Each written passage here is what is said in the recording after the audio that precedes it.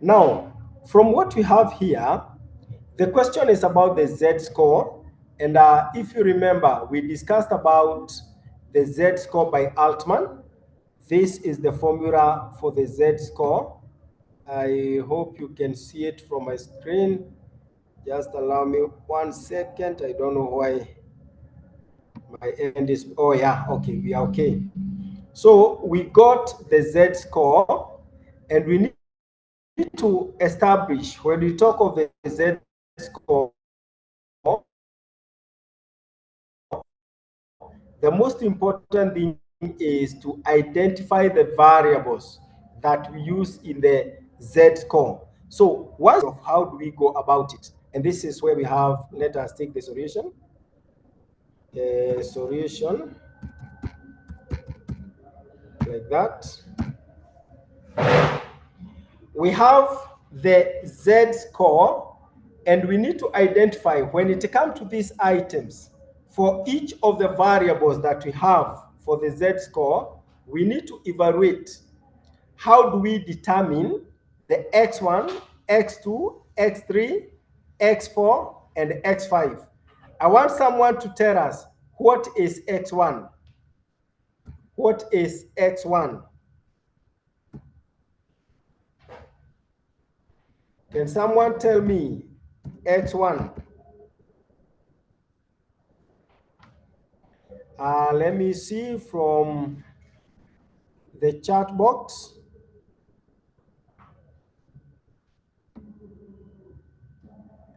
X1, someone says it is working capital. Let's hear from someone else.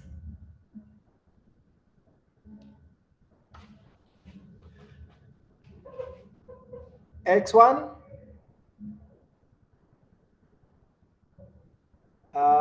Let me see. X1 is working capital. Another one, working capital over total assets. Working capital over total assets. That is the right argument. We say that X1 is working capital. We say that X1 is equal to the working capital divided by the total assets. That is X1. X2. What is X2? Someone to give me X2.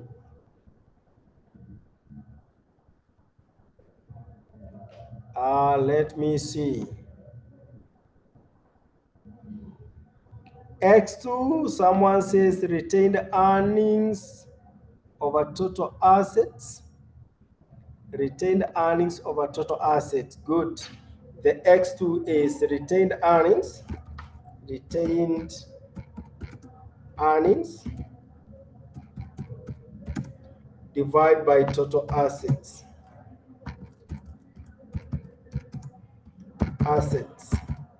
Then we have X3. X3, can someone give us the X3?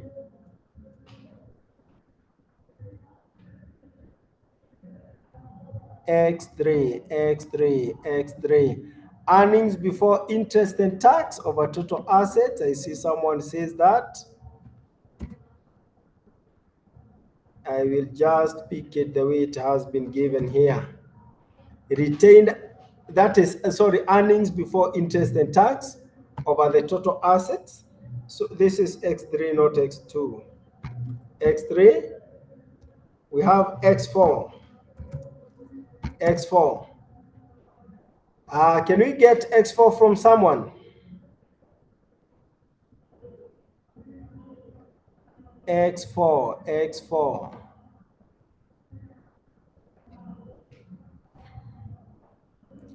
Someone says that equity over total liabilities.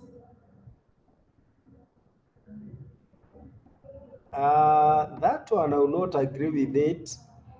Equity over total liabilities, that one still, I will not agree with it completely. Something important is missing. X4. Market value of equity over total liability. Yeah, that part of market value of equity, very good, but the other part is not very correct. Market value of equity, that is good.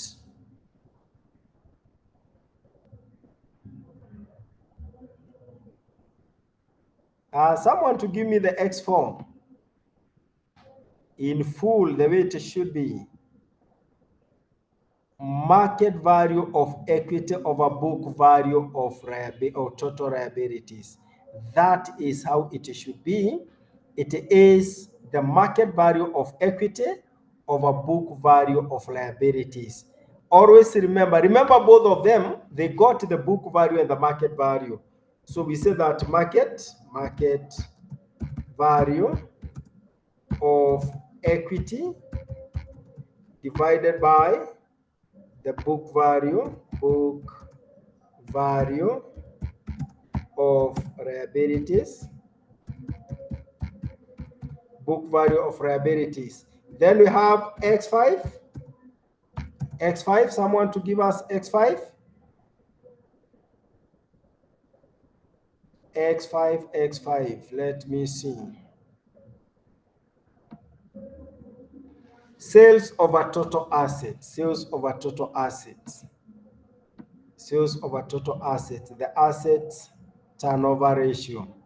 We say that sales over total assets. Now, from what we have in our question here, we are talking of the working capital, total assets, total liabilities, equity value in the market, retained earnings. Then we have annual sales, earnings before interest and taxes. For each of the two companies, we have two companies, Kimbo and Tembo. Let us try to determine. Let us do the computation. We got our Z score. Sorry. Let me bring this one here.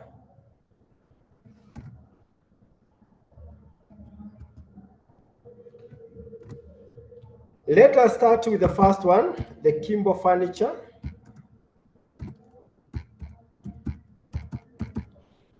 We say that the formula here is Z score is, we take 1.2 multiplied by the working capital over total assets. The working capital over total assets. Our working capital is 8,500. We pick 8,500. This is 8,500. We add over total assets. Divide by the total assets. The total asset, you are told that total asset is 45,000. This one is 45. Then we take the next one, that is the X2. So we'll take the retained earnings over total assets. We have the retained earnings. Retained earnings is 16,000 over total assets. That is the retained earnings, 16,000 over total assets. 16,000 over total assets. Like that. Then we take X3. X3, We talk of the earnings before interest and taxes over total assets. Earnings before interest and tax, that is 9,500. 9,500. 9,500 over total assets, 45. Like that. Then we have X4. We having the market value of equity over book value of liabilities. We got the equity value in market, that 4,000. That 4,000 over 19,000. That 4,000 over 19,000. That 4 over 19,000. Then we have the X5.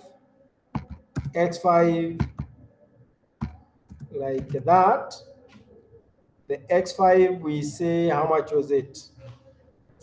We have the sales revenue. Working capital, total assets. Annual sales, 75,000 over 45,000. 75,000. 75 over, how much is that? Now, can someone put this in the calculator?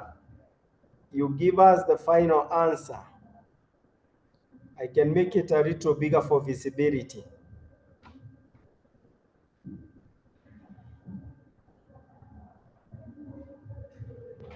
Who got it?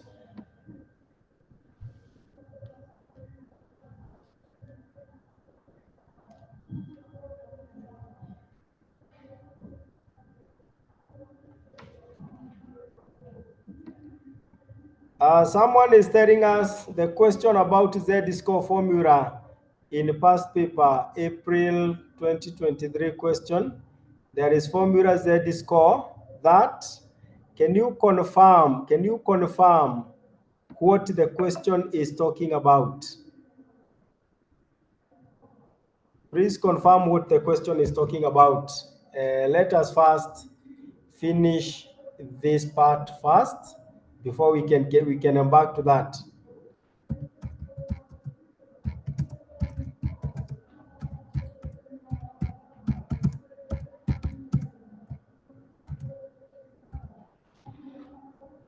How much is it?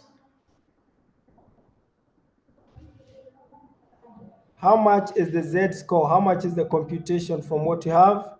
Someone say 4.16. Can we confirm?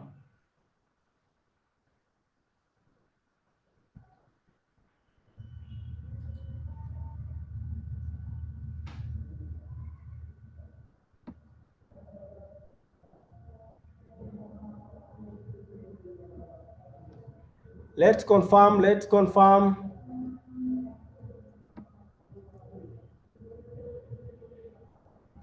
4.1616. 4.1616. I want everyone to participate. Can we have another view? Someone else?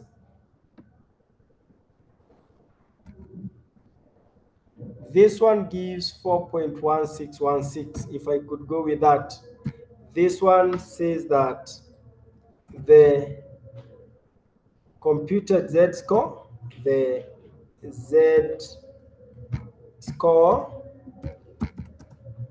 Z-score equals 4.1616. indicates a very financially strong firm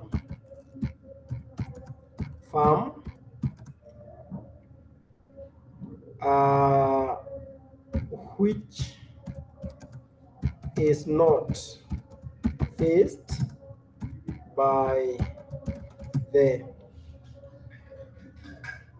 financial distress charges. It is not faced by financial distress charges. It is a strong and a stable firm. Now, let us try to look at the next farm. From our question, we are told that the next farm is called Tembo Plastics. Let us do one for Tembo. We see what it is. We said that Tembo.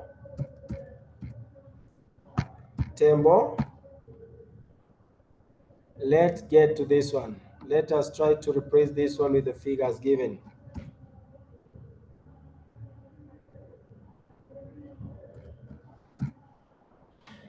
Good. Let's go for X1, working capital. Working capital for this one is minus 2,400. The total asset is 18. 2,400 over 18.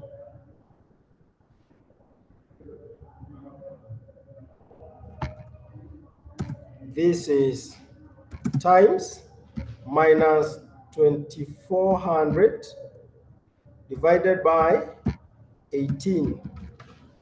Like that. Then we determine the second one. We get the retained earnings. The retained earnings, how much is the retained earnings? The retained earnings is 2,500. Give this one 2,500. 2,500 divide by 18. Then we have the next one. This one multiplied by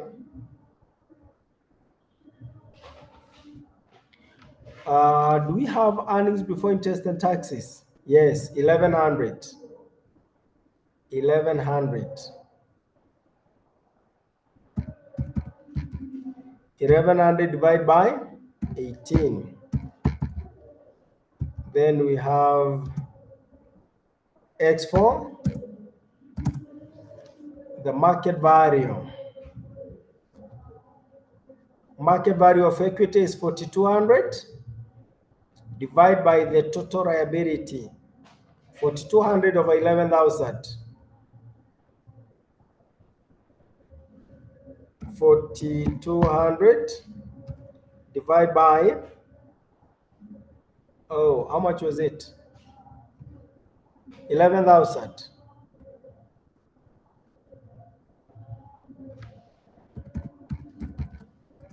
Like that. Then we have the last one. We need to get the sales revenue. The sales revenue. We got the sales. Where is the sales? The sales revenue is 19,000 over 18,000.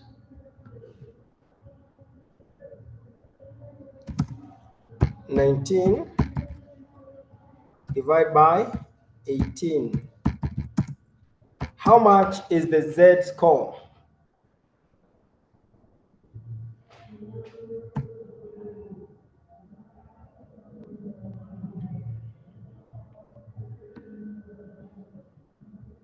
Let's have the Z score. Let's have the Z score from that.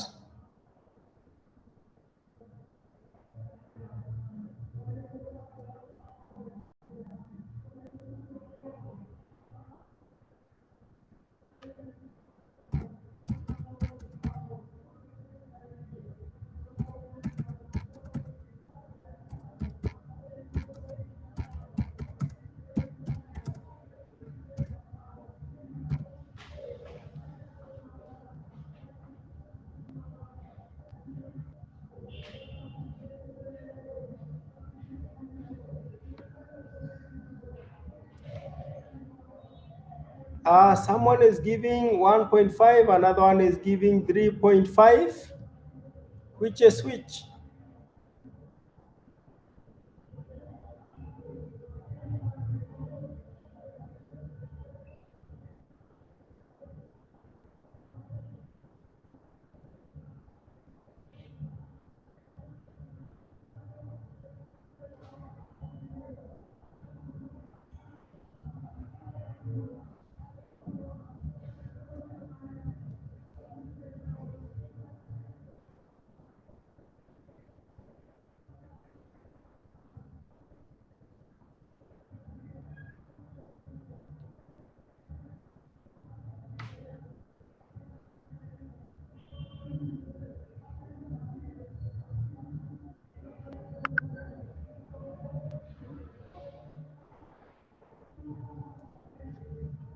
Okay, how much are you getting?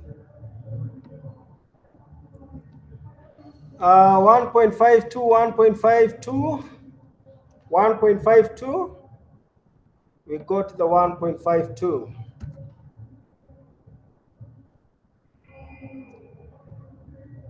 Yeah, so we have 1.52. Now, so for this one, we say that the score, the Z score is less than 1.8, meaning that the firm cannot survive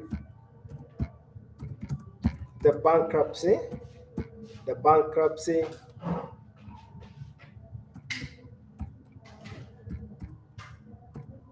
the bankruptcy related charges, the bankruptcy related charges, the bankruptcy related charges. Now, having gone to that, we have looked at it from the two perspectives. I want to refer you to the limitations of the Altman's Z-score. Let me refer you to the somewhere we listed the limitations. Let me give you, I need to explain something. Look at this. Limitations of the Altman's Z-score. We are told that it was originally developed for publicly traded manufacturing firm. So it is applicable. So its applicability to other industries such as service, financial, or privately held companies can be limited. That is a major limitation of the original Altman's Z-score. It got that weakness that it was designed for publicly listed firms. Now, as the development of the Altman, there came some other argument on how do we use the Z-score. An improvement of the original Altman Z-score was done. And this improvement of the Altman Z-score is what we call the Altman Z-score or the Z double prime. So I want to explain what we call the Z double prime. When you talk of the Z double prime, the Z-score model, it is an improvement. It is an improvement of the original, the Z-score. And I think that is what someone is asking about the alternative Z-score. There is an alternative Z-score because of the limitation of the original Z-score. We have an improvement of the Z-score, and I want to give you that the Z-score. Let me just give you an explanation to that. Just one second.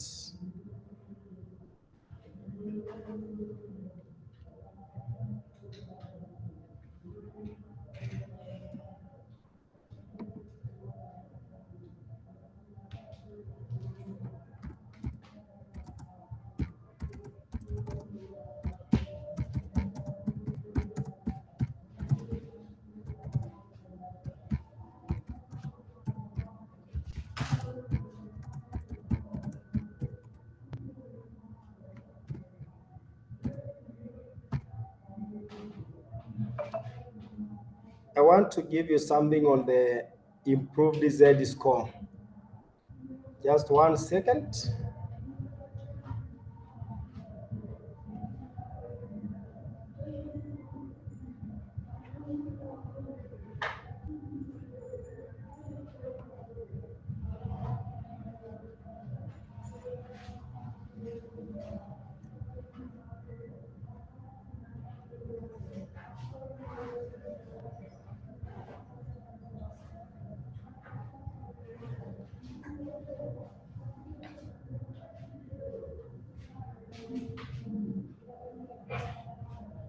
Okay.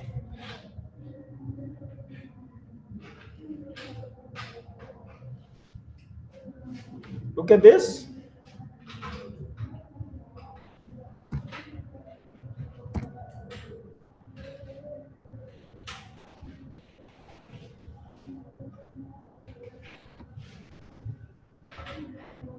I think someone asked the question about this Z score.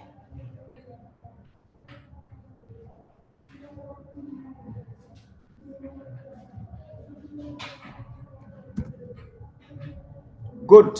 Here we are.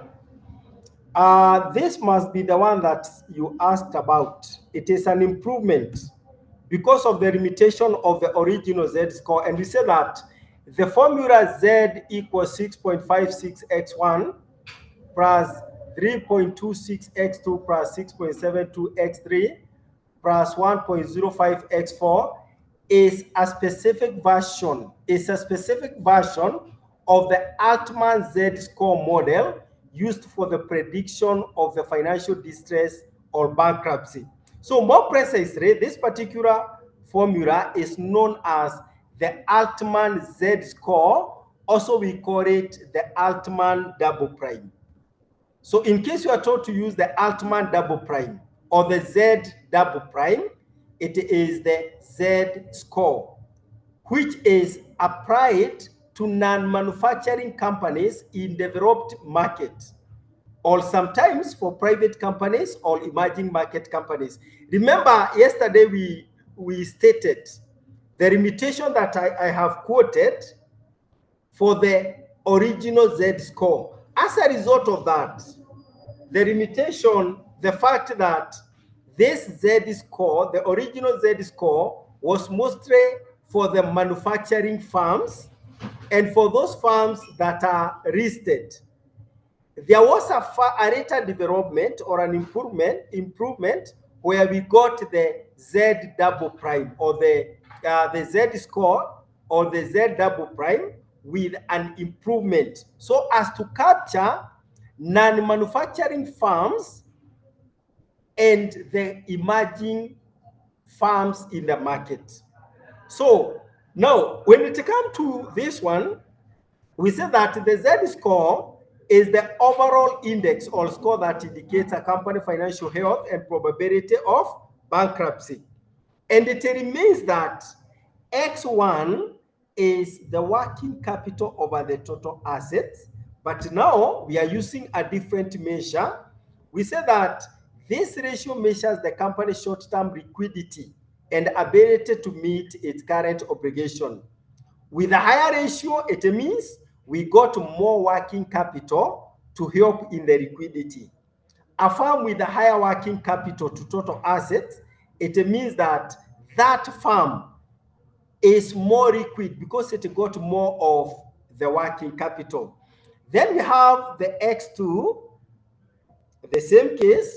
We say that the retained earnings over the total assets, the ratio indicates the cumulative probability. When we talk of the cumulative probability, it is because the profit that is earned, it is not all paid as dividends.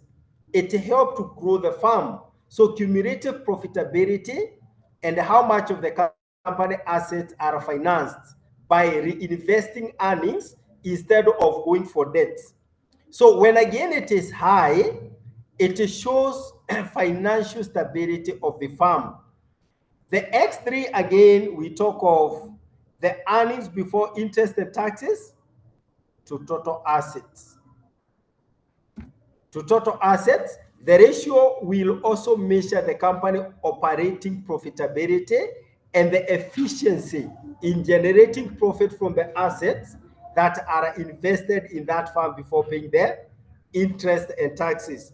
So it indicates that when these earnings are high, that firm is financially healthy.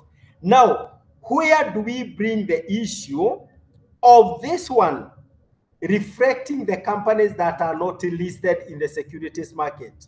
Because it doesn't deal with the market value, it deals with the book value of equity and the book value of assets.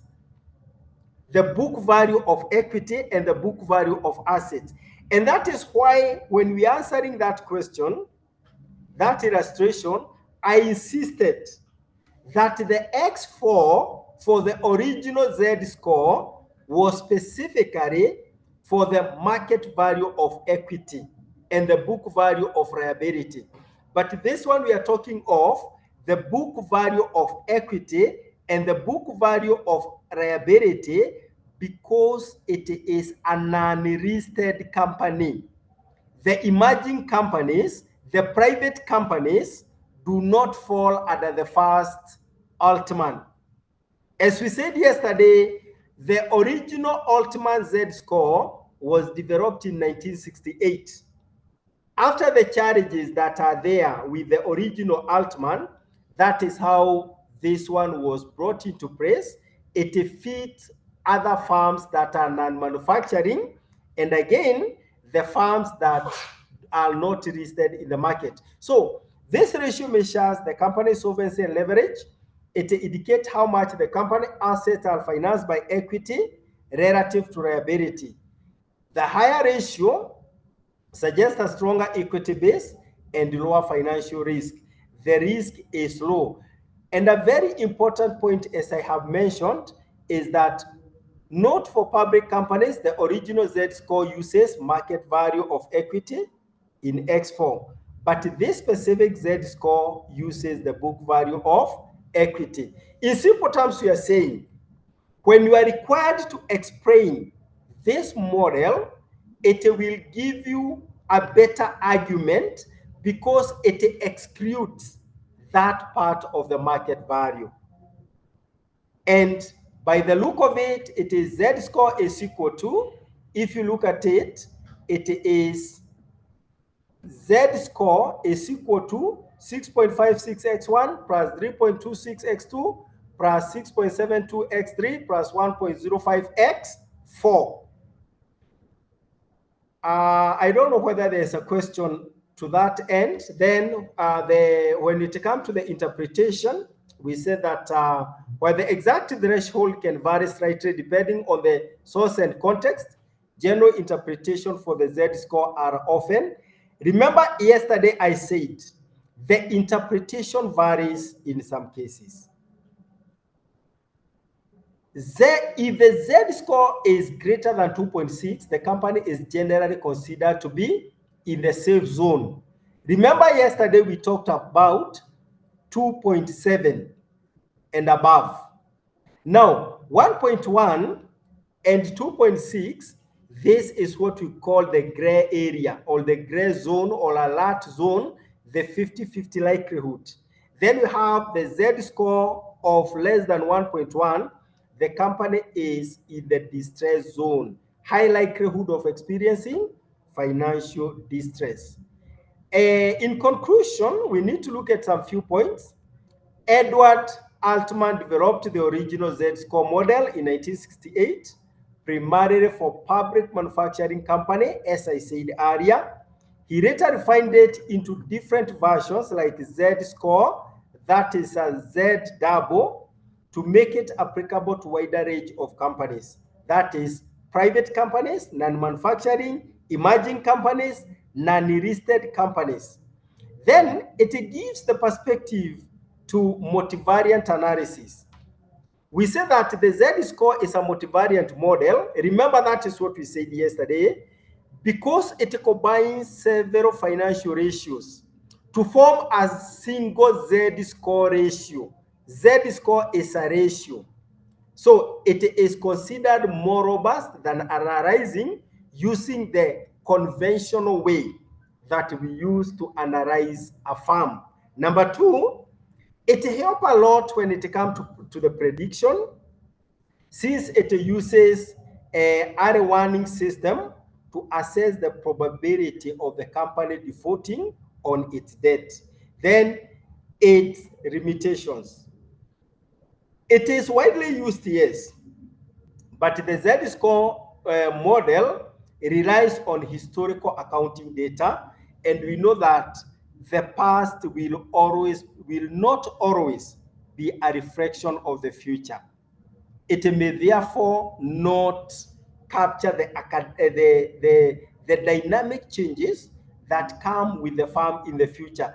The farm may be faced by failure today, but tomorrow that farm will be in a good position. Now, having looked at that, I want someone to ask a question before I tell you the next move.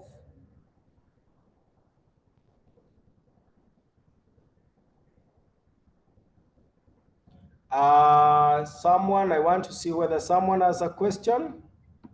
Thank you for the person who raised that issue. I think I have answered your question so well to ask, why did I give a different formula? I didn't. I was giving you the formula, then we go to the improved version. And I think it would be prudent if we referred to that question. That one must have been, which year was it? Must have been April 2023, question 1B. Can we go to that question? April 2023, question 1B.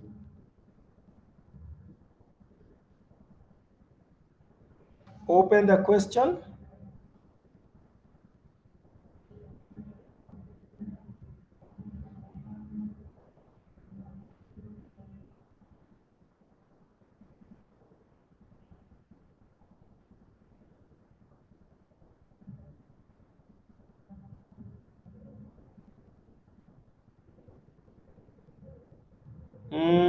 Okay, do I have it? Okay, just allow me 1 minute because I don't have it. I need to get it from the website.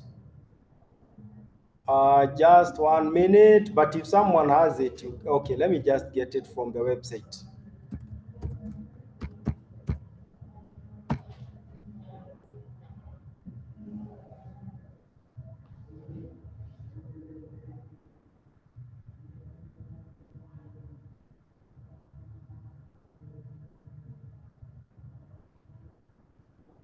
Just get that question if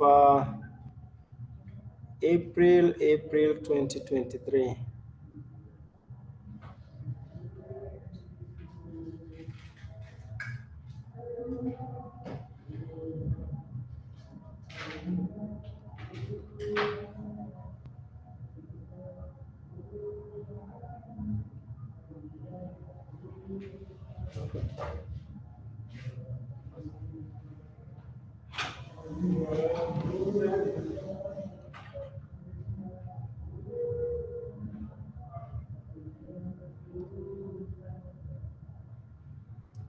Open it. I'm downloading it on my end.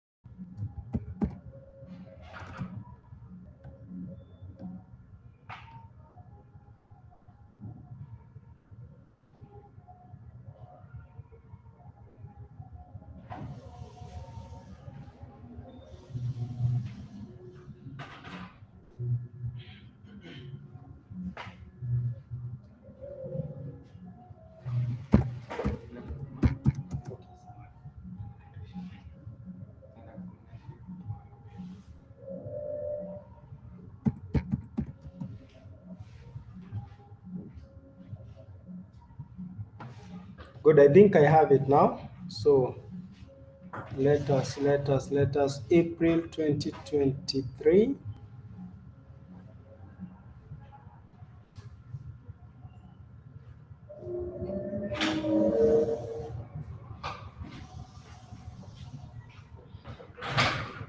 It was question number.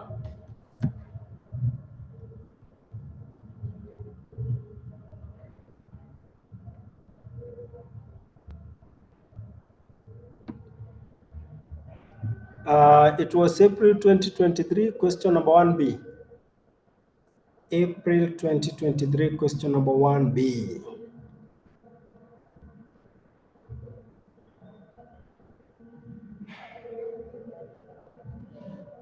Good. I think I'm there.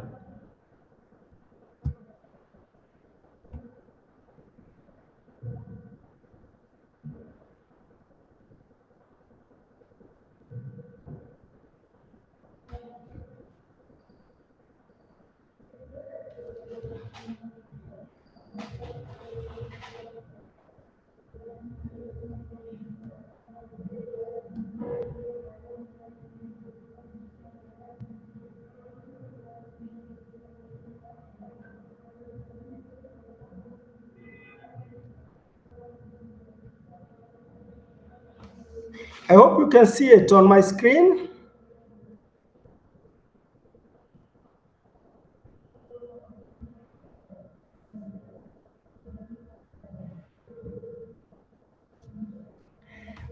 Okay. When you look at this question, there is a reason I have decided to skip. Well, it gives the whole of this part. Can you see my screen? Please confirm whether you can see my screen. I'm displaying that question. Let me know whether you can see my screen.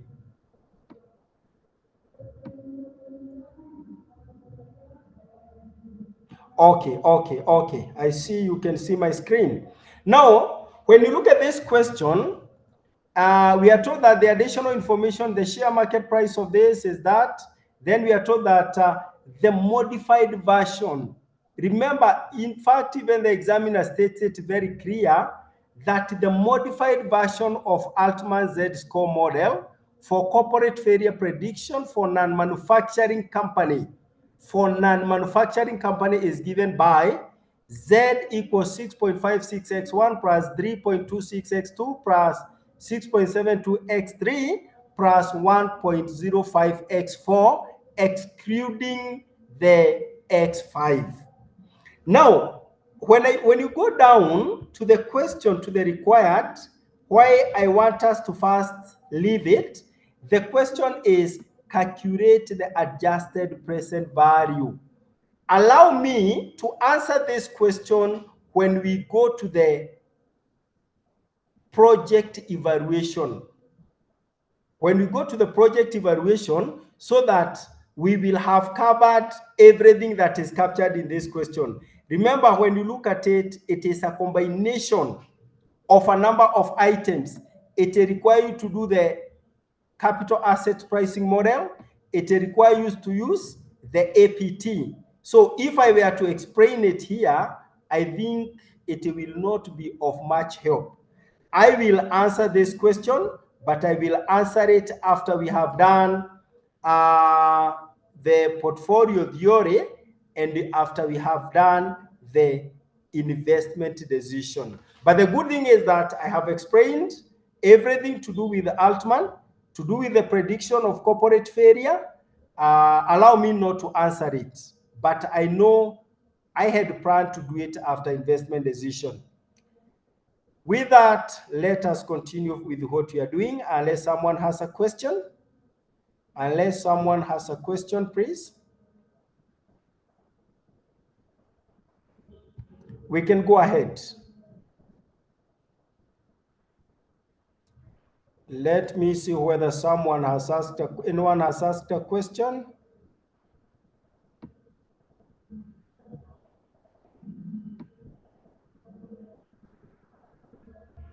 Okay, any question? I don't see any question. We can go ahead. We can continue. That is the Altmans. Now I want us to go to the other part. We are supposed to wind up this topic today. This was the topic for this week. Should be wound up. And because the next topic is too lengthy, I want us to start the next topic so that we can finish next week. The qualitative models. The qualitative models. As we said yesterday, we said that Altman is a quantitative model. So we are saying that while quantitative models like the Altman Z-score rely on financial data. Qualitative models are based on premise that financial measures alone are an insufficient indicator of companies' health. So these models are non-accounting and qualitative variables to assess the likelihood of failure, often focusing on management, strategy, and external factor. We bring in the model we call the Argenti A-score model. John Argenti gave an A-score model, while Altman gave a Z-score model. Argenti was concerned about the qualitative factor of the business. And these are the areas that we look at in the 3 stages of a corporate failure testing using qualitative perspective. So the Argenti or the A-score model was developed by John Argenti. It suggests that corporate failure is not a sudden event, but a predictable process that unfolds over several years. In fact, when you see a company go down, it doesn't wake up one day and go down. It is a process. You can get that information. You can try to understand the information about the firm in the direction that it is taking. So the model identifies a sequence of events from internal defects to external mistakes and the visible symptoms. So that lead to the failure. We are saying that Argenti is about what you see in a firm, and you can tell a firm that is not headed in the right direction. So each weakness is assigned a score, and the total score indicates the company risk of failure. Now, we classify this process or the failure process into 3 stages. And this is what I want us to discuss under the A score or the Argenti score. Number 1, the management weaknesses. You could have a very healthy firm, but if you have a bad CEO, you have a bad management team, automatically you are not headed for success. So we say that according to Argenti, the root cause of corporate failure lies in the management deficiencies. The decision that you make as a manager is likely to trigger the failure of a firm. These defects are inherent in the company structure and the leadership. So each defect is assigned a score with a total possible score of 45. And how is the allocation done? Number 1, there are autocratic chief executive. We give them 8 points. Autocratic in this case, it is in case of dictatorship where we have a know-it-all chief executive. You have a CEO who knows everything. So it is a one-man show or a know-it-all executive where all major decisions are made by a single individual, leading to lack of diverse perspective and accountability. I want you to start and relate with your life. If you're in business, are you learning your business as a one-man show? You don't listen to the others. That is autocratic chief executive, the dictators. Then failure to separate roles. This one we give it 4 points. The failure to separate roles means that you do not explain who should do what. So the same person holding the position of the chairman, chief executive, is the finance manager, is the HR manager. This can lead to lack of independent oversight and governance. There is no oversight. There is no one who is oversighting. Then we have a passive board of directors. Simply, it is a board of directors that is there. They don't question. They are just there. They don't question. They cannot challenge. Whatever they are taught, that is what they go for. passive board of directors. You find an organization has a board of director, but the board of director, we say that they are there to receive allowances. A board that does not actively challenge management and fail to provide effective supervision. There is no supervision. It is just there to meet the requirement that the organization has a board. The other one is the issue to do with the lack of balanced management team. In simple terms, we say that in management, we should have a mix of professionals. There is HR manager, there is marketing manager, there is the legal department, there is the finance department. So lack of balanced management team, a team that lack a mix of essential skills such as finance, marketing, legal, and operation, the creating competence gap. You cannot be the legal advisor, you are the marketing manager, you are the finance manager, and you are the one who is in operation. Your performance will always be compromised. So that one, we say that it got up to 4 points. Then weak finance director. The Department of Finance, if it is ineffective, it is a problem because there is a lot to do with finance in every organization. So we say that an inexperienced or ineffective finance director who fails to manage financial risk and provide accurate reporting. There are some finance managers who are there only to be seen as finance manager. They lack the competence, they lack the understanding, they don't do what is right. The other thing is the lack of management in depth. We are saying that we have the management from the highest level to the lowest level. Can we get that structure that is having all the levels of management and the right personnel and the right management departments? So insufficient talent at middle and lower management level, preventing smooth succession and operational continuity. The other one, we talk of the poor response to change. In fact, Argenti had foreseen something that is ailing many organizations. If you listen at the current world, and for most of the forums that I have attended, I have attended forums like everybody is saying, oh, our country, investors are running away from our country, they are going to other countries. I don't know, the government has mismanaged the economy, people are running from our country.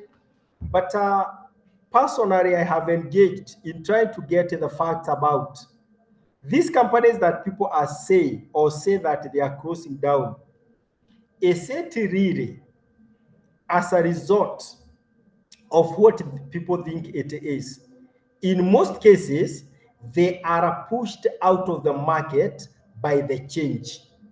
If you do not embrace change in the market or in an economy, I can tell you, you will not succeed. The extent to which you adapt change, it will define or defines the extent to which you are likely to stay afloat in an organization, or the organization is likely to remain afloat for long. So the most critical defect reflecting management inability to adapt to change in the market, technology, or economic environment. This is one thing, whether you are sitting an examination or you want to do it for the purpose of your work, always remember the response to the change is a major factor that can bring down your organization. Argenti saw this many years ago, and as it is now, we can see many entities going down. You are supposed to be responsive to the change. That is the issues to do with the management weakness or defects. You need to look at them and see how are they affecting the performance. If you are told to explain the A score, you are supposed to explain the point number one, stage number one is the management. Now, before we get to the stage number two, I want to check whether someone has a question, and I'll still give you a chance to ask a question if you have one.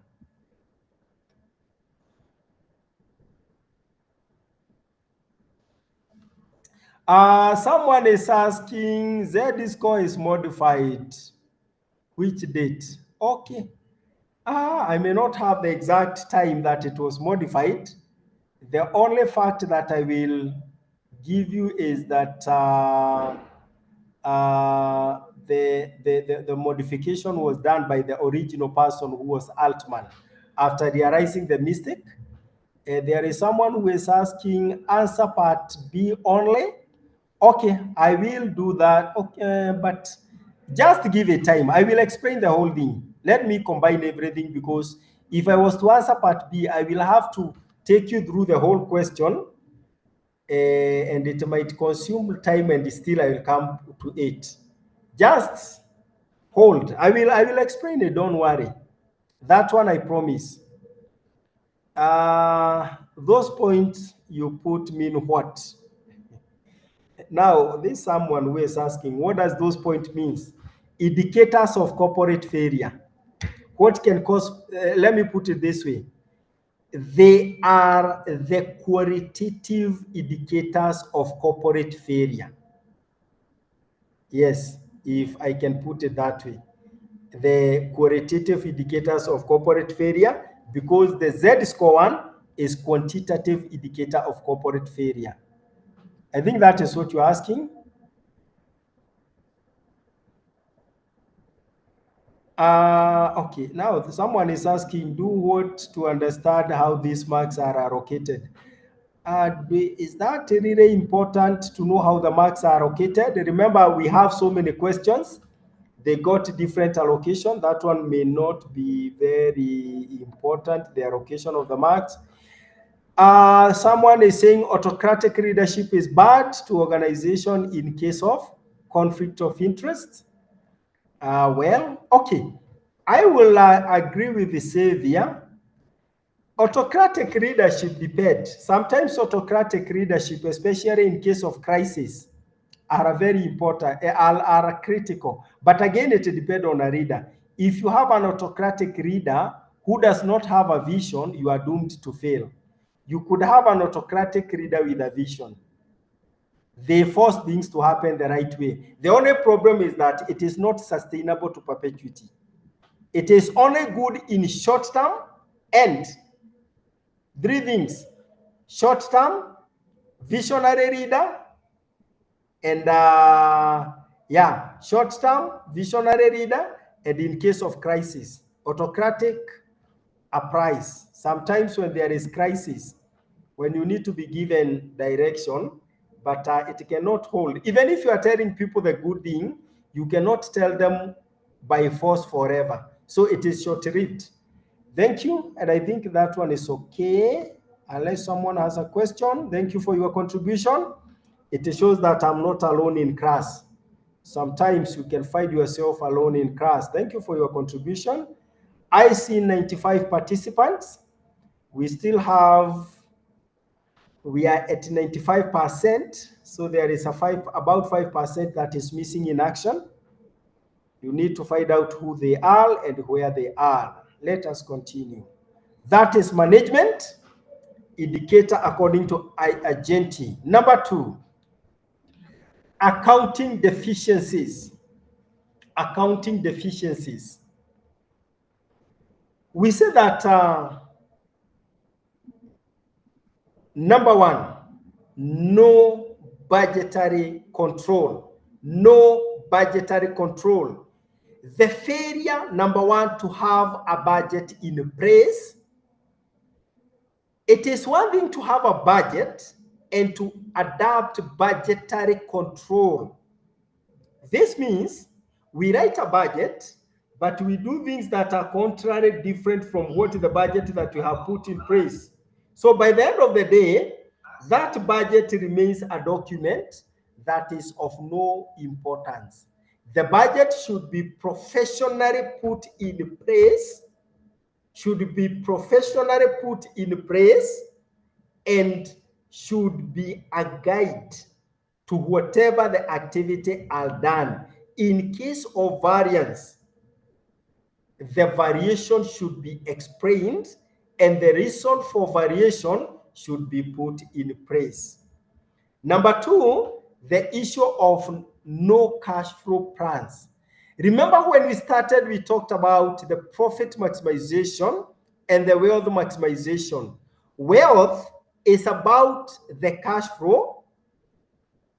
Profitability is about the profit. The failure to project cash flows well is likely to lead to a fall in the firm. So the failure to have good plans for cash flow is another challenge that could be an indicator of a possible failure in the firm. The other one is lack of costing system. You just do things. You don't even estimate what is the cost of offering this service. What is the cost of offering this service? What is the cost of this production?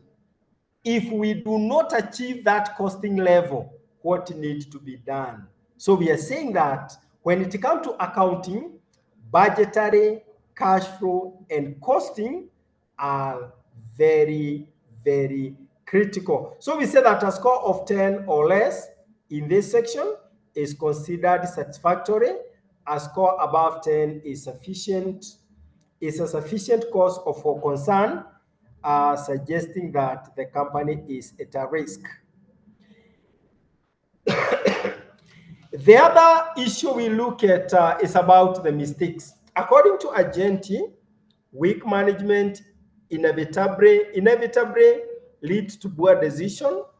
These mistakes may not be immediately visible, but can have disastrous long-term consequences. The maximum score for these mistakes is 15. What is in the Argenti mistakes?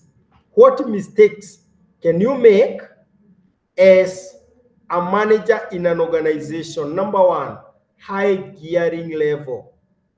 If the amount of debt is too high, and you remember I mentioned that yesterday, and I said this is not limited to corporate, even to individuals. If your debt is too high, that when you are paid your salary, you are only left with the statutory that if you came to me in an interview and you portray that your debt is like that, I don't think you qualify to be a manager. If you cannot manage your own finances, you are of questionable when it comes to organizational finances. And I know this is a debate that we can debate. Why people always justify the debt. Anyway, high gearing, the company takes on too much debt, making it highly vulnerable to a single negative event. That is, high leverage ratio means a minor downturn can trigger a debt default and bankruptcy. If there is something retro happening on an organization that is highly geared, this can trigger the default and bankruptcy.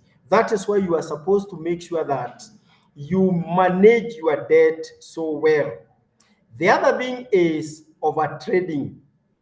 The overtrading, the company should ask yourself, when I go to market, when I am marketing, do I have enough to serve the customers? When I open another branch, do I have enough to manage the farm?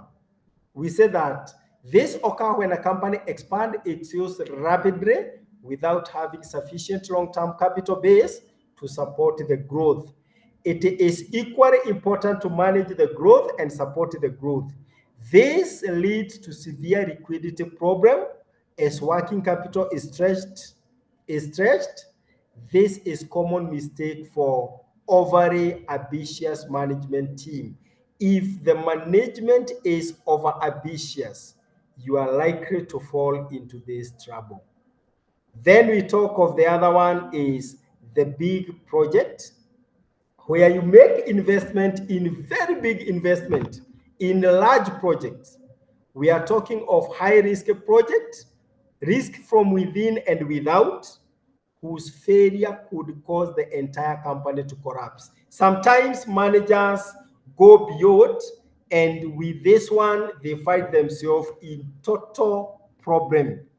Then there is the last part, which is we call it the symptoms of failure. The symptoms of failure.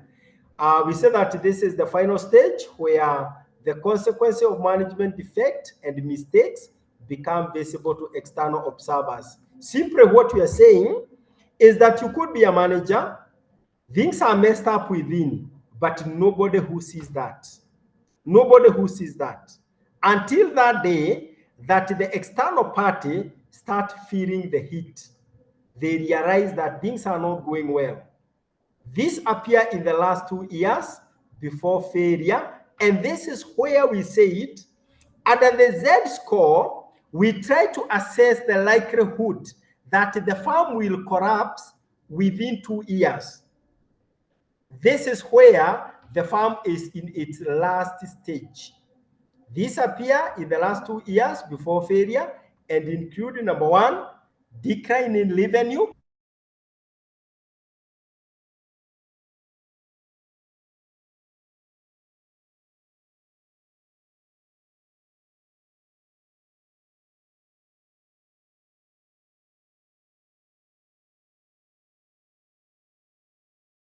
Sign.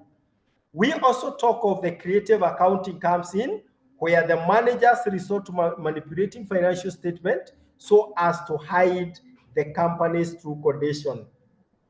So we say that it can include overstating stock, understating depreciation.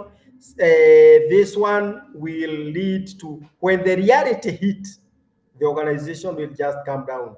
The other one is non-financial signs, where observable operation-led flags such as declining market share, the share prices start to go down, employees start to leave the organization starts to delay the salaries, this organization stop investing in long-term projects. That automatically is telling you that even if we cannot see the financial statement of this organization, we can tell that there is a problem. And then we talk of the terminal sign. This is the final and most obvious sign that signals imminent collapse, such as company stock being delisted, widespread of insolvency. Now, having looked at that, we can say that that is the overview to the Argenti. Let's look at the overall Argenti score interpretation. We say that pass mark, an overall score of 25, companies with a score above 25 are considered to have a high risk of failure. Now, the risk level in this case, low risk score typically range from 0 to 18. High risk score are often well above 25. Sometimes it reaches to very high levels. That one tell you that a company is in a completely irredeemable position unless something comes to the salvage. So we are saying that while the predictive value of a score model has not been extensively validated, it provides a valuable framework for understanding the qualitative drivers. We always say that a firm will have its financial or will have its own challenges, and when you are assessing the corporate failure, it is good to look at multiple factors to assess the failure. Because if you stick by one, imagine you are sticking by the conventional accounting ratios, the current ratio, the quick ratio, those ratios. They can sometimes misread because there could be manipulation, creative accounting. So it is good to understand the A-score model. The examiner will tell you to explain what is A-score. Anytime you see A-score, know that it is the agenti. Now, the other qualitative factor, apart from the agenti, is overtrading and undercapitalization. Overtrading, undercapitalization. I want someone to tell me, okay, let me check whether there is a question before I take you to the next one of overtrading and undercapitalization.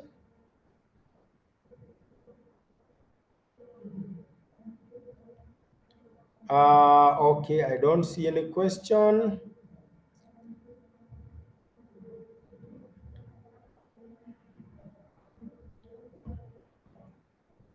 So the score is out of what? We've seen that we got, of course, the score, we are taking it to 100, between 0 and 100. But an entity will not get to 100 score. It will have died long time. That is why we say that above 25, that one is telling you that that company is dead, is dying. By the time you get to that, the company will not be there. So that is, you give it up to 100, but no company will get to 100. In fact, if a company get to 70, then it means that is just a shell. It is not difficult to understand the scores. What is easy is that I will share this material. You will have time to revisit them. The examiner will not ask you on the score of each. The examiner will ask you mostly on explaining the explanation of agenti. The explanation of agenti. Yeah, so that is where you get the explanation. Someone is asking whether is that 25 marks for the overall stage. By the simple thing is that by the time you are hitting 25, that organization is in red flag. It's just going down. Okay, in simple terms, we are saying that the higher the score, the higher the risk. Yeah, the higher the score, the higher the risk. Okay, there is a lot that you need to understand, especially first understand what is agenti, as I have explained. With repeated reading, you will understand each of the scoring. But the bottom line is, when you talk of 18 and below, that's good. When you talk of 25 and above, that is disastrous. Between 18 and 25, that's the gray area. It indicates a likelihood of charge.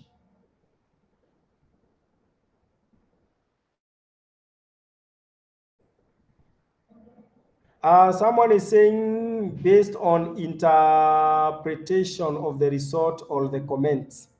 Okay, and the interpretation of the result or the comment. Remember, this is not something that you'll compute. You will be asked, this A will give you how much? Then you are told to interpret. Z score and A score based on ratio of, no, the Z score is quantitative, the A score is qualitative. In simple terms, you need both of them, not one. You need both of them. You could be in a very good financial status, but you have a very bad CEO. He will bring down the company. Can you imagine an arrogant CEO to the shareholder, arrogant management employees to the staff? Even if the company has invested how much, this one will bring things down. Okay, good. Okay, let's continue. We'll be looking at more questions as we move. Overtrading, undercapitalization. What is overtrading and what is undercapitalization? The issue to do with overtrading and undercapitalization, a company can market a lot with retro of resources. We say that overtrading is a specific and common mistake that can lead to corporate failure. It occurs when a company expands its sales and operation at a rate faster than its long-term financial resources can support. You place an advert, but when you get these customers, they will not be satisfied, or you are not able to meet their needs. What does that mean? You are pushing away the customers you have worked hard to get. As a result of that, this will cause a huge problem to the organization. Because if I come to your business, I cannot be served. Or let's say a bank marketed a lot their online services. Then you all flock to that online and the platform goes down. People are likely to be more annoyed and you are likely to lose even those customers that you have served before. So overtrading and undercapitalization, you are taking too much of the customers with the retro resource. You are expanding faster than the resources that you have. The mechanism to overtrading is company expansion is often financed by short-term resources like creditors, bank overdraft, rather than long-term capital. We expect that the day-to-day operations are financed by short-term sources of finance. Long-term sources of finance are meant for investment, are meant for long-term investment. The other thing is to when sales credit terms are relaxed, causing a sharp increase in debtors, account receivable. You are trying to make more sales. So what you do is that you relax the credit terms. So this one will cause the sharp increase, meaning you are trying to be reluctant in making sales on credit. It will increase your receivables. A lot of your money will be held out. Then, to meet the growing demand, inventory levels are increased, tying up more working capital. You invest a lot in working capital, you put a lot of money in stock instead of making long-term investment that will generate income. Then we talk of this rapid increase in current assets, that is, the current asset is financed by the corresponding increase in short-term liability. You got a lot of idle investment in working capital. Then, what are the symptoms of overtrading? When do you know that you have overtrading? One, rapid increase in turnover. Sales just shoot up. You need to ask yourself, have we invested enough? Current assets grow faster than sales. You have a lot of current assets, meaning you are failing to make long-term investment to hold money in short-term investments. A dramatic decline in liquidity ratio. The current asset quick ratio, cash ratio start going down, meaning you don't have enough of the assets to pay the maturing financial obligation. The other one is cash flow position deteriorate. Remember, we said one of the challenges in qualitative is the issue of the cash flow. You could be profitable, but your cash flows are down. That can cause a lot of problem. A lot of reliance to short-term funding sources. Current assets are significantly lower than current liabilities, as shown by the current ratio and the quick ratio. What causes overtrading? Ambitious management. You want to wake up one day and control the entire market. Do you have the resources? That causes, if you have an over ambitious management, that can cause a problem. They are looking for customers without considering the service. I have seen that so many cases. I can give you countless cases let me give you in Kenya. So many, it's real. over ambitious management, insufficient long-term funding. You have the funding, but it is short-term. You don't have the future of the organization. The other thing is that in case of inflation, we say that high inflation can erode the real value of capital base, leading to overtrading without management awareness. You need to be very sensitive to the other economic factors that may affect the farm performance. The other one is when you realize that you are not doing so well in planning your cash flows, that one can cause the problem. How do we deal with the problem of overtrading? Number one, expansion, postpone the expansion. Let me give you an example. This week on Wednesday, I will give you a Kenyan example. This week on Wednesday, the management of the biggest supermarket in Kenya called Naivas, with 110 branches. In a forum, the operations manager was asked, what are your plans in expanding to other East African countries? His response was very clear. It is not about the expansion, but the stability of the company. That tells you, as much as that supermarket is growing at a very high rate, they are very cautious in the expansion.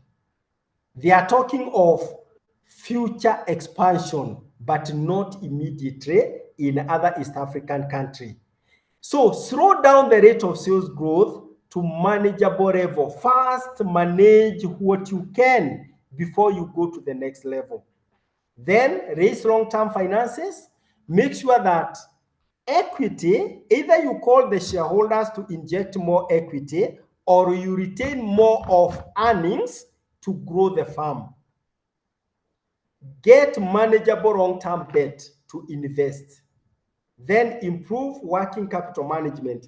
Let your working capital management be monitored professionally to avoid over-investing or under-investing. Increase long-term funding, considering the gearing level of the farm. So that is the issues to do with corporate failure. And I have tried to look at the corporate failure, not only the way that will help you in the exam, but the way that it will help you when it comes to the real world of management, because companies are starting and they are collapsing the following day because of some challenges that otherwise would have been prevented. That is it. And unless someone has a question, I feel that I have finished the corporate failure. I want to take you to the next topic. We see how do we raise finances. Is there any question? I think most of the questions you had asked, we have tried to discuss. Please make sure that you understand that part of the corporate failure so well. I want us to go to the next topic. Actually, as of now, we are up to date per my schedule because at least we are supposed to finish a topic each week. So we are starting the next week topic. The reason I was hurrying to get to next week topic, because that topic is too lengthy. If you are not cautious, we might put ourselves, we might learn out of our program. And this is what I said, budgeting is important. The next topic is sources of finance in the corporate world. And because this one I will not stop, I want to give you 7 minutes break. Take some water, stretch. In 7 minutes, we are starting another topic. So take your break, 7 minutes.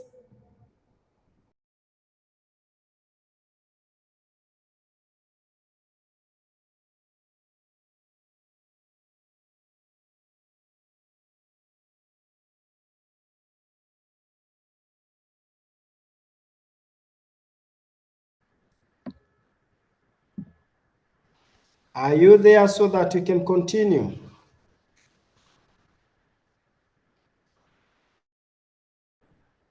Yes, yes, yes. I can see someone say yes. I can see people say yes. That means you've taken your break. And I think that one is okay. We can continue. I want to introduce you to the next topic. And I hope we'll manage to finish it as planned. This is source of finance. Sources of finance. When you talk of the sources of finance, it is simply from the financial perspective, and we talk of the long-term financing and the short-term financing. If I could start with the short-term financing or the short-term sources of finance, we need to look at what are these. These are things that we are commonly familiar with, but you will be surprised that there are people who may not understand one or two of them, and that is why I will try to explain all of them. We cannot ignore. I cannot assume that someone knows what is bank overdraft. So I'm starting with the short-term sources of finance. We start with the source of finance that is the bank overdraft. A bank overdraft is an agreement between a bank customer and the bank that when you are withdrawing money, you can withdraw more than your balance. You can exceed your balance. So it is a flexible borrowing facility allowing you to withdraw beyond the account balance up to an agreed limit. So there is that extent to which you can overdraw your account. It is not necessarily that if you are allowed to withdraw, let's say 1 million Rwandan francs above your balance, you have to withdraw all that. You can withdraw 500, you can withdraw 200 based on your needs. You may even not withdraw. You are only charged interest when you withdraw. The good thing with this, with the bank overdraft, or the advantage is that it is cheaper than the long-term loans, especially when it comes to the accessibility. It may require no security or collateral because it is an agreement. It is based on your performance by the bank. It also gives the flexible repayment. Like you are charged interest based on the outstanding amount. You can go pay early, you reduce the interest. It is useful for cash flow, seasonal cash flow management. The charges, the seasonal cash flow management. If you have an urgent need to meet cash flow a requirement, you can do a bank overdraft. Its problem is can be withdrawn anytime, risking cash flow strain. Anytime you can withdraw, you can find yourself in trouble of cash flow. A renewal is not guaranteed. Sometimes the bank may renew or may decide not to. Variable interest rates may become unfavorable. Unlike the long-term loans, where once you borrow, you have a predetermined interest rate, the bank overdraft can come with varying interest rates, leading to compromise in finance cost. That is bank overdraft. I want to ask a question. The next method is factoring. This word, factoring, and I will call it the factoring of data, of receivables. Can someone share with me what do you understand with the factoring? Let me see. Someone right here. I need to see what is the meaning of factoring. Look at it from factoring of receivables. What is factoring? We have two things, factoring and hedging of receivables. What is factoring of receivables? Someone to write, I need to see whether you know what it is.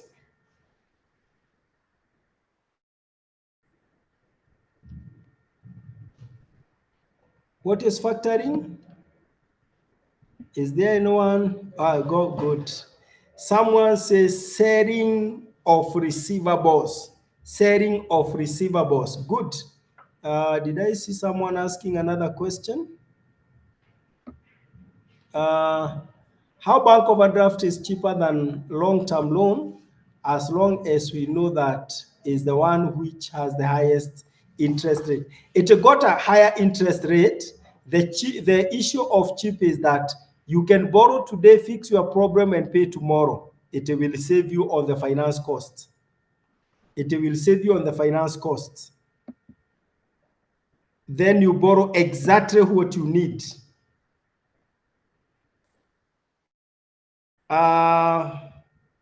To hire someone to correct your debt, that is not very good.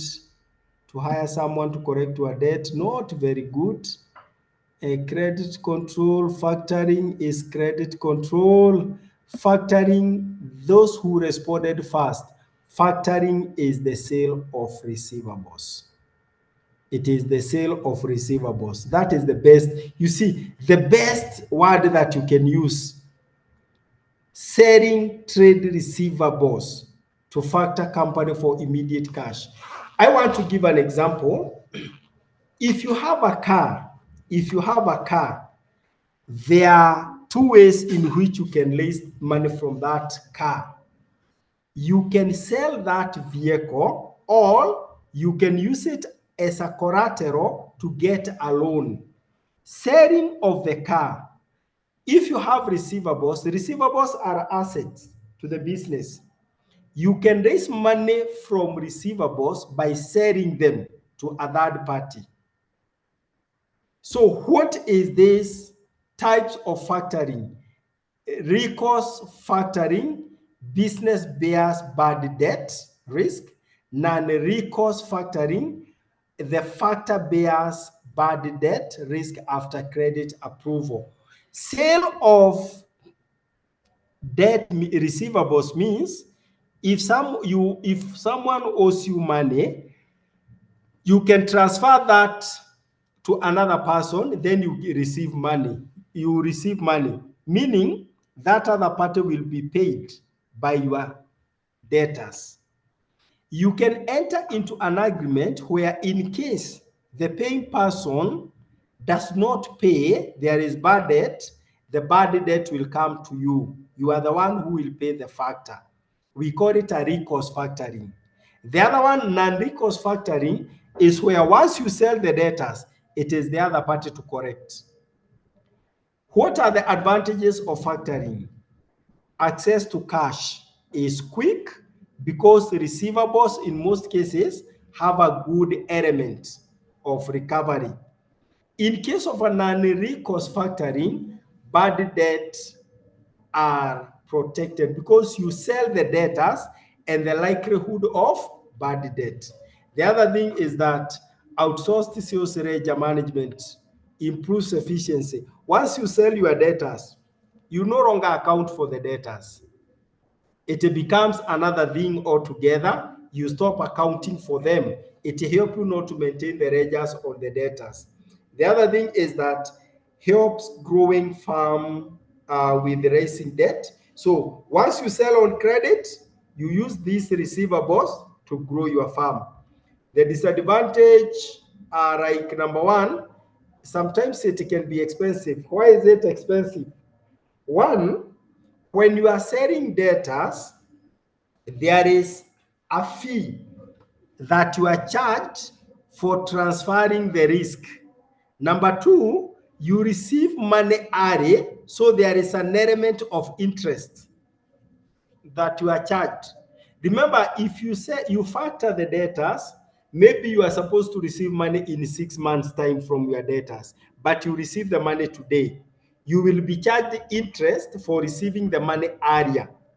The amount will be discounted. You will receive a lesser amount. Number two, based on the risk of default, you will be charged an amount for transferring the risk. So there is that issue to do with the cost of factoring, sometimes can be very high.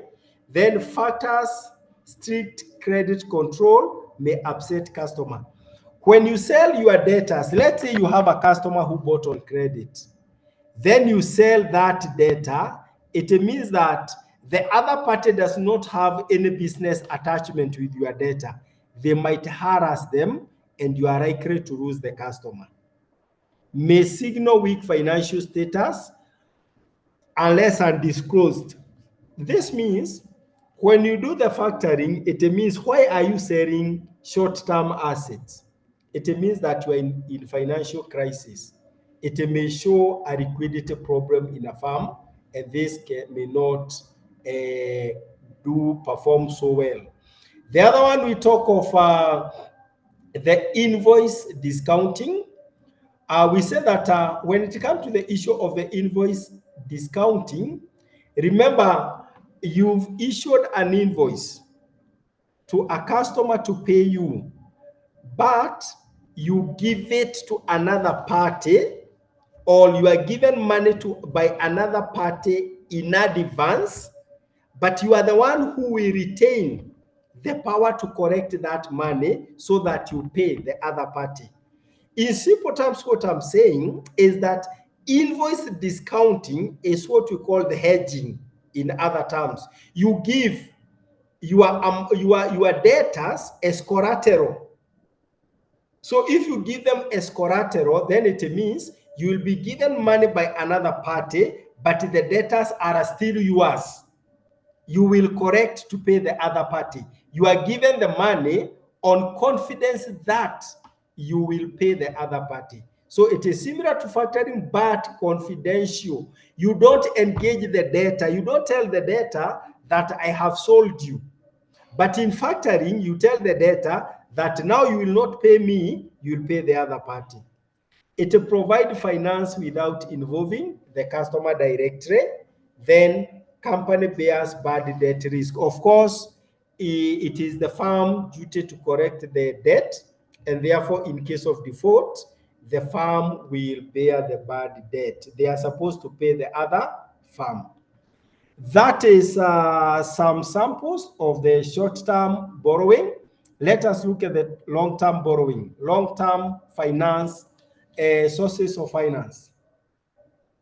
Number one is what we call the term loans. That is a fixed-term borrowing repaid in installment at fixed or variable rates. The conventional borrowing in long term advantage is that it has a very well structured repayment that matches the cash flow. It has a predetermined interest rates that help in planning.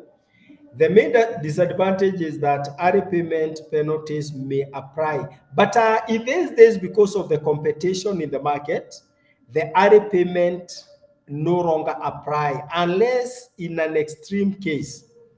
In an extreme case, the only disadvantage that you have is your credit rating. If you borrowed, then you pay before maturity, you go for another loan immediately, it will compromise your credit rating. Because what could be the motive of paying early? That is the only thing that you have challenges in this day. Because of competition, those penalties for early payment no longer hold unless under very few circumstances. It requires security or strong credit history. Of course, there is the credit rating by the credit bureaus. That is the credit history. This one also attracts security. The other long term is equity finance. Equity finance, raising money through issuing additional shares or the retaining profits. It is equity. The advantage of issue of ordinary share is there is permanent capital. You don't expect to repay, improves gearing. If the firm had debt and you issue more equity, it just bring down the gearing. The investor bring ideas and credibility. Sure, when you issue the shares, the investors have that belonging, the entitlement of belonging. They are likely to bring new ideas. Disadvantages, it dilutes ownership. Dividends are not tax deductible. Remember, the dividends are not allowable for tax purposes. High risk for shareholder, that is the owners got high risk. Then we have the preference shares. The preference shares is still there, but not very common. Not very common. The shares with fixed dividend, advantage is fixed cost of finance, no voting right, hence no dilution in ownership. But the advantage and disadvantage depend on where you are looking at it from. The disadvantage, dividend not tax deductible, cumulative dividend accumulative and paid, adding to obligation in the firm. The other one is retained earnings. Retained earnings help to build equity, So the reinvestment of profit earned instead of paying dividends. What are the advantage? No additional cost or dilution of ownership because it is retained for the existing shareholders. It enhances credit rating for the firm because the firm will reduce the gearing, it will increase its equity. Its disadvantage, there is opportunity cost for shareholders expecting dividend. Some shareholders invest with the expectation of dividends. So that one leads to an opportunity cost. They needed money to consume or for other reasons, but the money is retained in the firm. The other one is what we call the loan capital. In most cases, we talk of the issue of the loan. The company issues debenture, loans that are secured. The company borrows using a long-term fixed return debt. So we say that interest payable after tax, it is allowable. Repayment schedule, aid planning, disadvantage, it increases the gearing, it requires security, hence becomes difficult in some cases. The other one is convertible loans, the loans that can be converted to equity. The company will issue loans that are convertible to equity. So we talk of loan with the option to convert into equity. The holders of convertible loans have an option to become shareholders.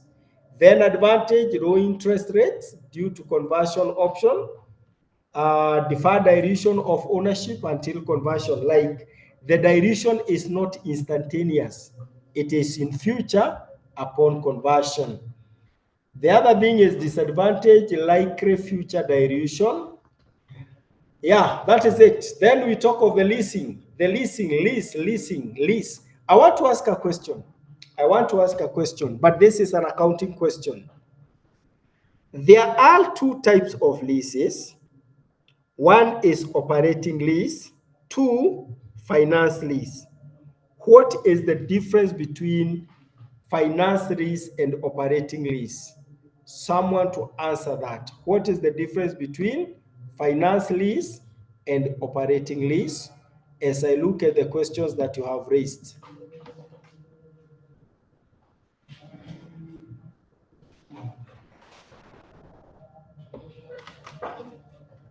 The question that you have raised, as you answer my question, what is the difference between finance lease and operating lease?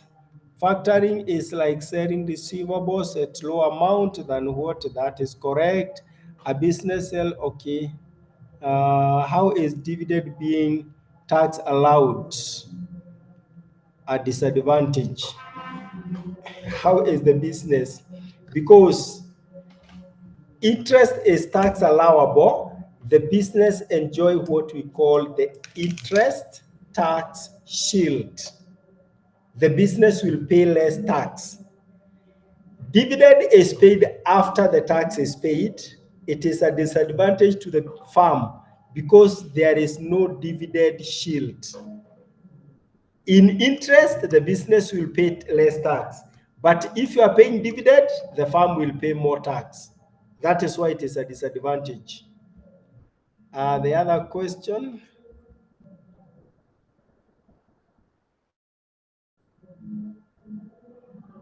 Ordinary share as a source of finance, how it improve gearing. Yes, it improve the gearing because when you have a lot of debt, you raise ordinary shares, the gearing goes down, which is an improvement to the firm. If the debt to equity is 50%, you raise more debt, you can improve it by bringing it to 10%. It reduces the risk. Yes, I think you are also asking the question, is the same as reducing the gear? Yes, improving gearing means reducing the gearing level. Finance lease, okay, let's hear now, between finance lease and operating lease. Finance lease is transfer of ownership, but operating lease is not. A difference between finance lease and operating lease: finance lease is long-term lease and operating is a short-term lease. At a finance lease, lease become the owner, the lessee become the owner of the asset at the end of the leasing period, whereas operating lease, the lessee is not given the option to own. That is correct. Finance lease is when business is owning asset. Operating lease, good. Finance lease, you have an option to own the asset. In fact, I can put it in a layman language. It is like buying an asset on credit, if I could put it that way. Finance lease is like buying an asset on credit. You have the ownership. In operating lease, you don't have the ownership and you are not given the option to own. You are not given an option to own. I wanted to see that so that I can take you to the next question. This is an accounting, more of accounting, but it is good to understand. If you are at the finance lease, get my question correct. If you are at the finance lease, you are the lessee. The company is using an asset that it has acquired at the finance lease. Do you show that asset in the balance sheet? Do you show that asset in the balance sheet? That is question number one. Question number two, if you have taken an asset at the operating lease, do you show that asset in the balance sheet? I'm asking a question. If you are using an asset at the finance lease, do you show the asset in the balance sheet? If you are using an asset at the operating lease, do you show the asset in the balance sheet or the statement of financial position, if I could be professional? Let me hear from someone. Let me hear from someone.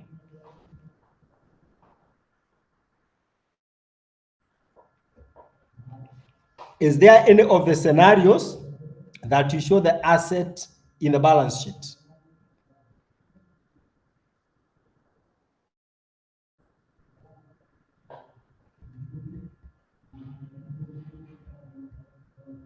Now someone say no, meaning in both cases you don't show in the balance sheet. Someone say two no.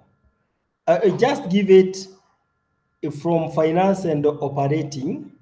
Let me see. Finance lease, the asset is in the balance sheet. Oh, finance lease, where is this? Someone had written something. Finance lease, the asset is in the balance sheet, but for operating lease, we cannot show it in the balance sheet. That is one view. At finance lease, we show it in the statement of financial position, but in operating not.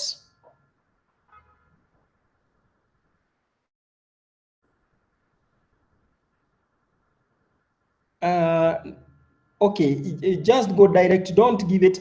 I'm talking about the lessee, not the lessor. The lessee. Someone is the lessee is allowed to show the balance sheet, but you are not saying which one. At the finance is shown, but at the operating not. You will show it only if it's at the finance risk as right of use asset. Oh, for finance risk shown right of asset. Okay. I want to disagree with you. From January 1st 2018, if you did your financial reporting after 2018, then I think you are using the wrong accounting. From January 1st, 2018, operating lease and finance lease should appear in the balance sheet under International Financial Reporting Standards number 16. I know for those who are talking about operating lease is not shown in the balance sheet, wherever you did your accounting, you used International Accounting Standard number 17. It is no longer applicable from January 1st, 2018. So correct your accounting, and I would refer you to International Financial Reporting Standard number 16. Finance lease and operating lease appear in the statement of financial position of the lessee. That is how it is. Let's leave financial reporting. The day you will give me the assignment for financial reporting, I will show you how. Refer to your financial reporting and make sure that you do it right. Let's go to leasing. At least that has opened the leasing. Leasing, renting asset, equipment, vehicle instead of buying. Conserves cash and working capital. When you take the asset at the lease, you have the cash that will be used for working capital. Lease payment are tax deductible. The lease payment operating lease is tax deductible. For finance lease, it is the interest element. No collateral is needed for the lease. Then because the asset and the lease act as its own collateral, disadvantage total cost may exceed outright purchase over time. If you lease for long, especially under the operating lease, you are likely to incur more. Then we talk of the hire purchase. There is not much difference between finance lease and hire purchase. It is finance arrangement to buy asset with payment in installment plus interest. There is almost a big similarity. Then ownership passes after final payment. Advantage enables asset acquisition immediately. Disadvantage, it may be costly in some cases. You are required to do a deposit. The other thing that I want to explain is what we call the sale and leaseback. Sale and leaseback. What is sale and leaseback, and how is it a financing? If today I need money, I can get someone to buy my house. Then I tell this person, buy my house, you give me cash, then let me continue using it for my business. I will be paying you rent. I sold the asset and leased it back. So if I enter to a deal like that, even the customers may not know that I sold the asset. It will not affect my reputation as a business person or my business, because I sold it and continue using it. I'm able to raise the finances or the capital. So we are saying selling owned asset and leasing them back. Excuse me. It provides funds while retaining the asset. We say that you lose the future capital appreciation and gain from the asset. Let me see whether there is a question, because I know, especially that part of leasing, some people can raise issues of disagreement. I don't see anyone who has any comment. So let us go to venture capitalism. Venture capitalism. Now, the venture capitalism, this one, or the venture capital, we say that when you get money, or in the big economies where business people got good money, they finance ideas. They finance. You present your good idea, someone will provide the equity. They will come in. They provide the capital. Sometimes it is because of you feel that the venture is risky, there is that person who has money. They will provide the capital for your startup business or the risky venture. So equity finance provided to risky startup or expanding firms. Someone come with your money, you agree on the amount that they will provide in form of ownership. They own it up based on their capital. You own it up based on your experience, expertise, and the idea. So the stages: seed, startup, expansion, management buyout, management buy-in. You can follow to, I have an idea, startup, we expand. I will take that company while I'm in, or I have left, I can come and acquire it. The advantage is that there is no interest, no fixed repayment. Investor bring expertise and networking. The disadvantage is high dilution in ownership, because I could be having a small business. I invite someone to invest for expansion. Then venture capitalists seek high return and influence company decision. Of course, if you are venture capitalist, it is your money. You will require high returns when the profit is earned. You are likely to influence decisions in the company because your contribution is high. Your monetary contribution is high. The others, you could talk of other debt instruments, floating rate notes. These are borrowing that are issued or debt that are issued, but the interest is a percentage above the risk-free rate. When the risk-free rate is high, the interest increases. If the risk-free rate is low, the interest will go down. The other one is what we call the deep discount or zero coupon bonds, like the treasury bonds. They are issued, I give an example, issuing a 50 million treasury bond at 48 million, meaning when you are lending, you will lend 48 million, but when you will be paid, you will be paid 50 million. It is a discount. It is at a discount. So there is no interest rate. It is at a discount. In this case, there are warrants, right to buy shares at a set price, often attached to board as incentives. Mostly, they apply to commercial papers and treasury bills. They are the common ones when it comes to the discount, the issuing of bond at a discount. They are zero coupon bonds. Good.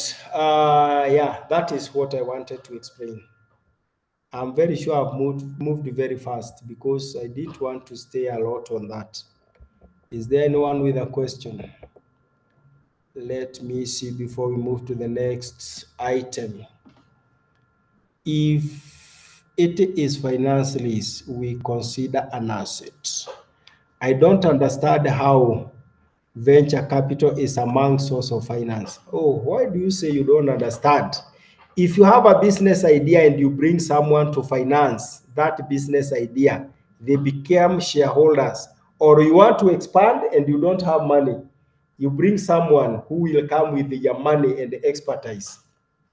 Is that not financing? It is financing. It is financing. Zero coupon board, what board holder has as, okay. We say that they are zero coupon board because they are issued at a discount. So what is your gain? It is not the interest, but the discount. The lender will give a lesser amount, but will be paid more. Like we can issue, let me say, like a 100 million bond at 2% discount, meaning they will borrow 98 million but pay back the 100 million. The lender benefit from what we call the discount.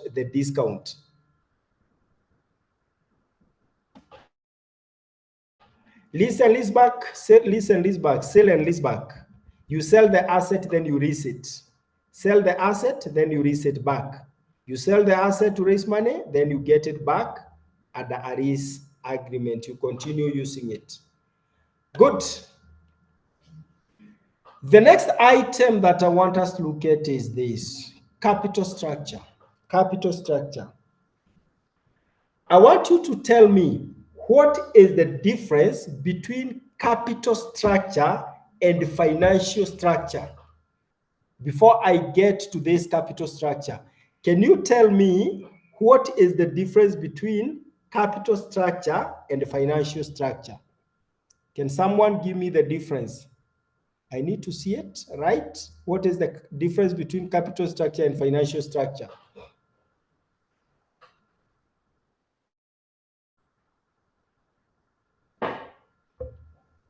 Yes, please.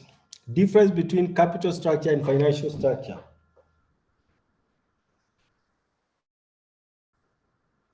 I am looking for the response. I need your response on the difference between capital structure and the financial structure.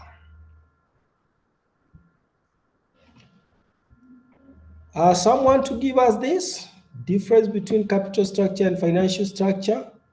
Who is that? Does it mean people don't know? Okay, let me explain it. Capital structure refers to the long-term sources of finance comprising of equity and debt, long-term debts. That is capital structure. Financial structure is the entire financing of a business. This comprises equity, long-term debt, and short-term debt. Always remember that. Capital structure is long-term sources of finance. Financial structure will include the short-term sources of finance like current liabilities. So the question is, what are we dealing with in this topic? It is capital structure, not financial structure. And that is why we will not talk about the current liabilities or short-term sources of finance. We are looking at the long-term sources of finance, which is equity and the long-term debt. That is what we are trying to explain here. Capital structure, the mix of equity and debt used to finance the company assets. The financial decision determines this mix, directly impacting the weighted average cost of capital. Remember, we said that the weighted average cost of capital is equal to the cost of equity, weight of equity, plus the cost of debt and the weight of debt, plus the cost of preferred stock, weight of the preferred stock or the preference shares. This will give us the weighted average cost of capital. When we talk of the capital structure, we are looking at that what will influence the WACC or the weighted average cost of capital. So the question is, why capital structure matters? Why capital structure matters? I want to give a small explanation before I demonstrate this one down here. Why capital structure matters? We say that if the value of a firm is equated to earnings before interest and tax divided by the weighted average cost of capital. If the value of a firm is given by the earnings before interest and tax divided by the weighted average cost of capital, then what will be the implication when the weighted average cost of capital is high? So we say that this means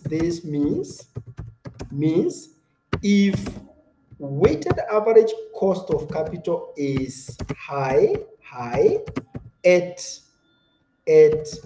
a constant earnings before interest and tax, then the value of the firm will decrease and vice versa.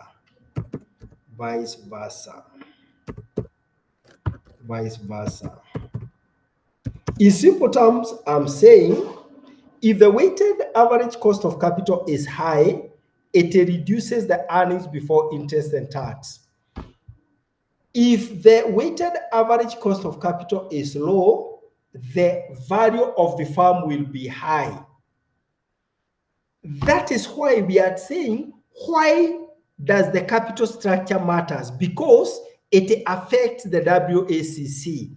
And if it affects the WACC, then it will have an impact on the value of the firm. That is what I want you to look at, to understand, so that you can know why are we talking about the capital structure. Now, let's go. This means, weighted average cost of capital is the average cost of equity and debt weighted by the market values, of course. Lower weighted average cost of capital means higher company value, means increased shareholders' wealth. That is what I was trying to explain here. This means if weighted average cost of capital is high at a constant EBIT, then the value of the firm will increase and hence the shareholders' wealth will increase. That is a very important point for you to note.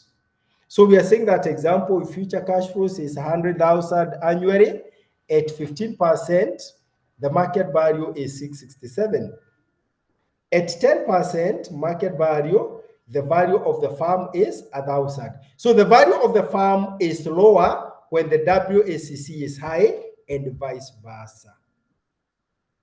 That's a very critical point as a finance manager or as a finance person. So I want you to ask me a question on that, because sometimes it becomes an understanding issue on that part. Is there anyone with a question? Capital structure is how business are financed, while financial structure all finances, long-term and short-term. Yeah, that is correct. Simply is for capital structure is long-term. Any question? Any question?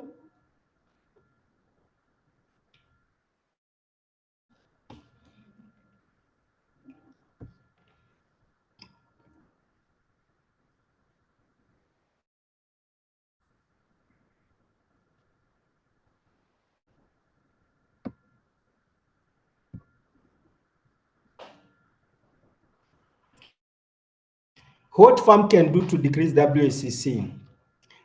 We will discuss that, but much of it is to have more of debt, because debt is cheaper than equity, but we'll be discussing that.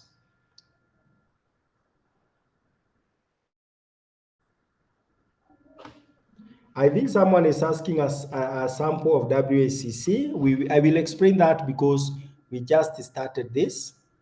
Yeah, we will look at the weighted average cost of capital rate as we progress. There is a lot to do with weighted average cost of capital. So let's go. We will look at it. Debt versus equity. Someone has asked, what can we do to reduce the WACC? We say that debt is cheaper than equity. So if debt is cheaper, when you have more debt, WACC goes down, value of the firm increases. Debt is cheaper than equity because the providers of debt are guaranteed. It has low risk. It is tax allowable. Remember, I talked about interest tax shield, but in dividend, we don't have dividend tax shield. The other thing is, in liquidation, debt holders are paid before shareholders. That is why they earn less.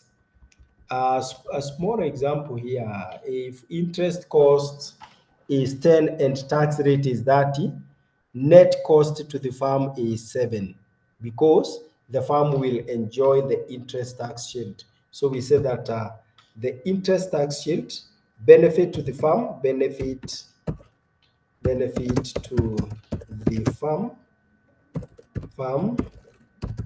in form of interest tax shield, is equal to tax rate multiplied by the interest. That is what we call the interest tax shield. The other thing is the risk of high debt or high gearing.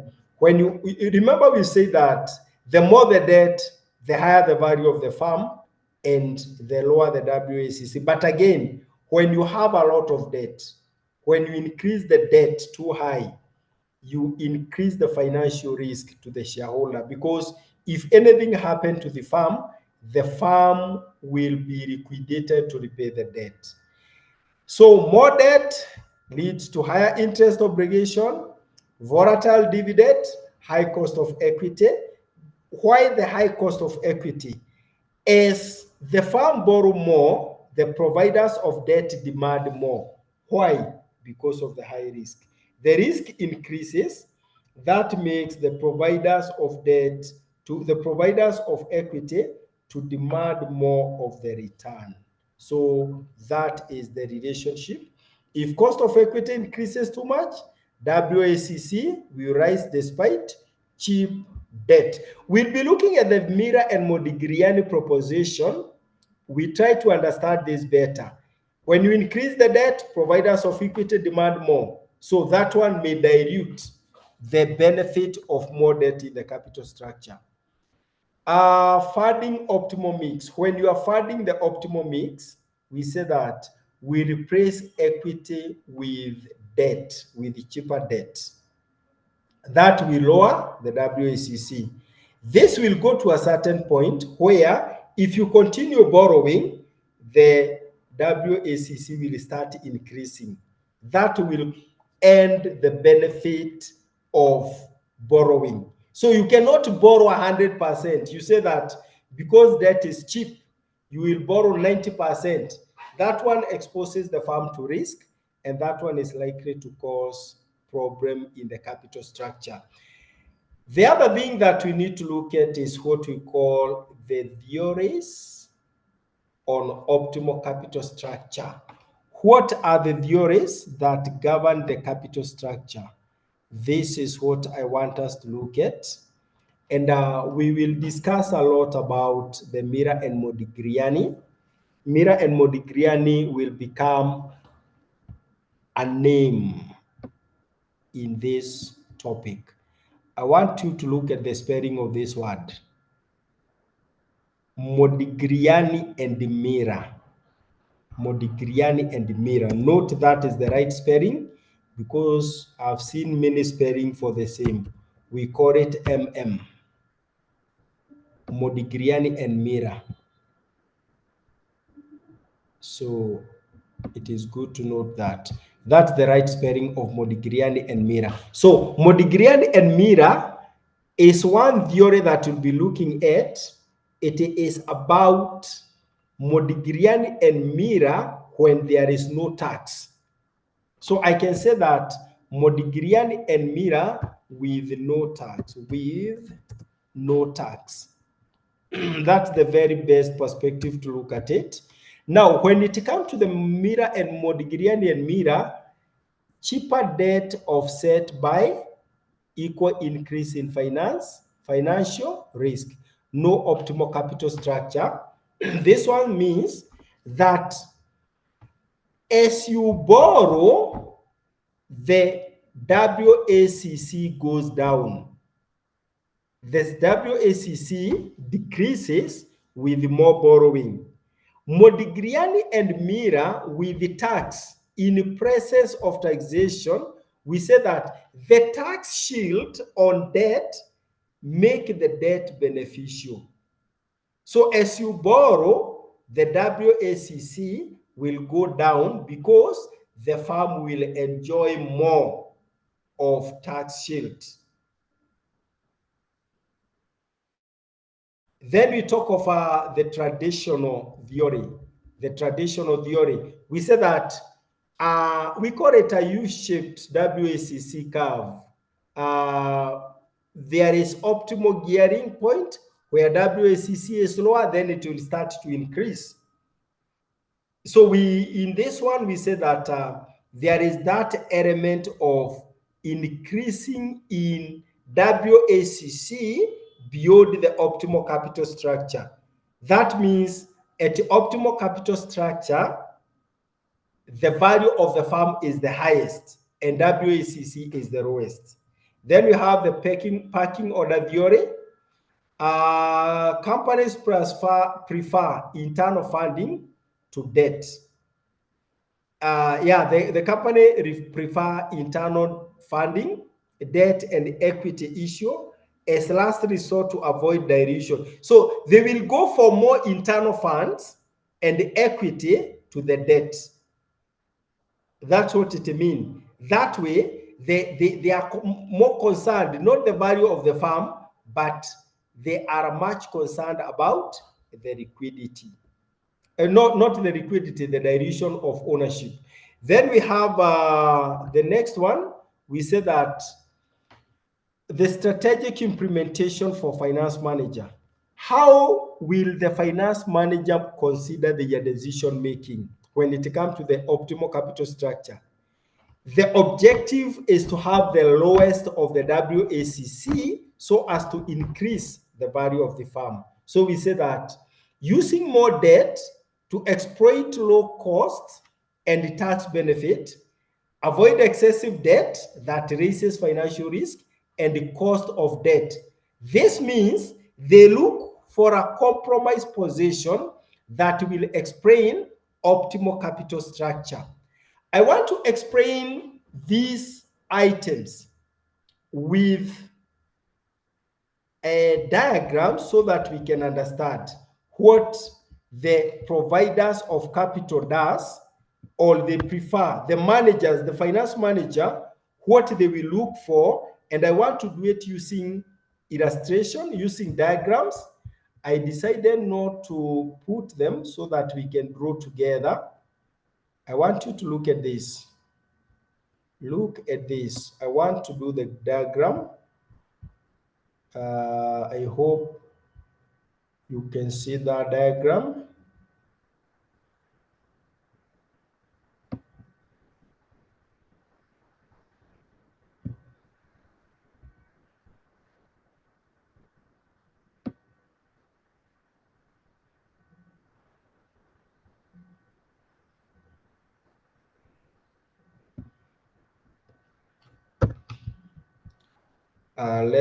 Let me give it. I want to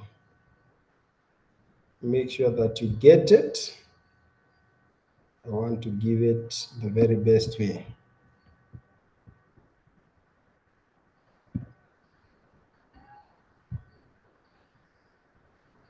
Now, on one side, we have the cost of capital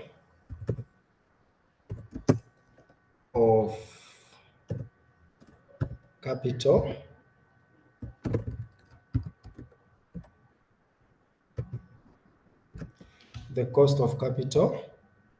Then on this other end, I will have the gearing level. So as we increase the amount of debt in the capital structure, the gearing increases. I want to explain the first one, and I will give this one to, okay, just 1 minute.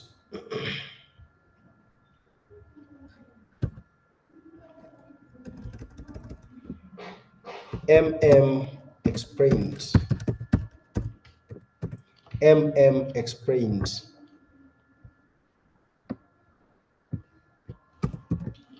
what I want to say is, as you increase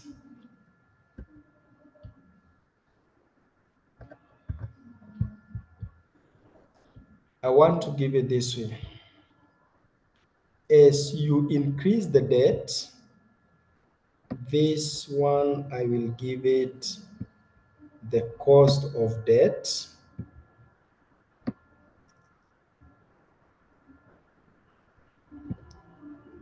This one I'll call it the cost of debt.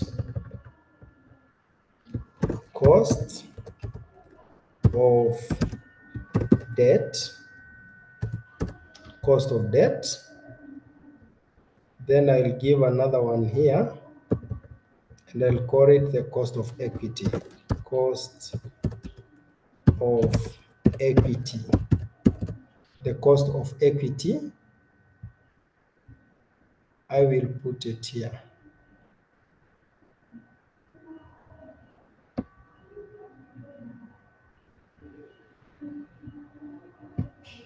This is the cost of equity. Like that.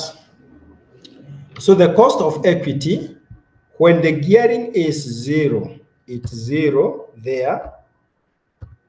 The capital structure, let me show the weighted average cost of capital. The weighted average cost of capital. This is WACC. This is WACC. It is the weighted average cost of capital. So this is the weighted average cost of capital. You know that as you increase the debt, the WACC goes down. The cost of debt remain constant. The cost of equity again remain constant. I want to join these together so that we can have a better. Sorry.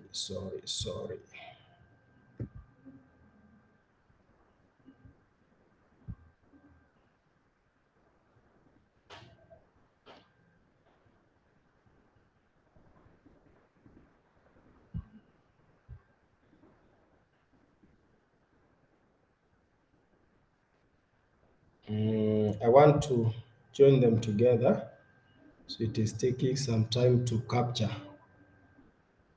Just allow it 1 second. Yeah, good.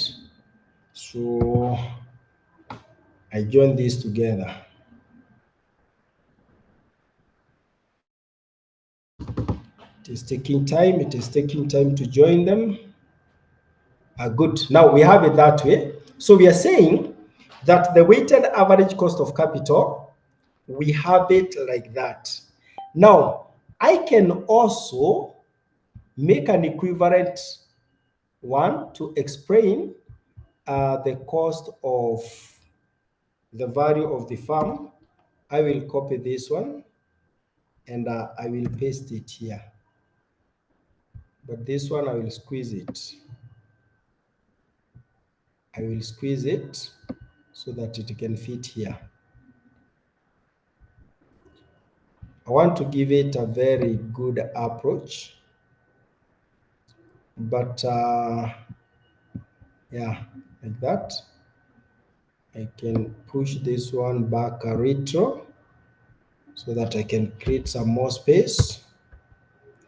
WACC, the weighted average cost of capital, the cost of debt. Yeah, that one looks better. Now, I want to explain what happened when it comes to the value of the firm. The value of the firm will start increasing with gearing. This is value of the firm will increase with gearing. So I will take this one as value of the firm. I will retain this side as gearing.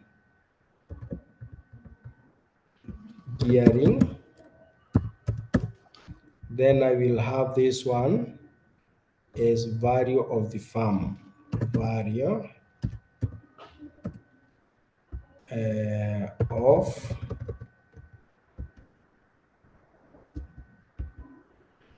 of the farm, value of the farm, value of the farm. So we are saying that as you get more debt, the value of the farm increases.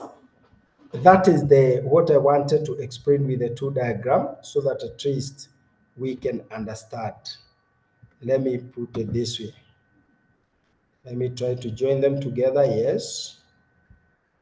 Yeah, that one is very well kept. So I'll say that as the debt increases,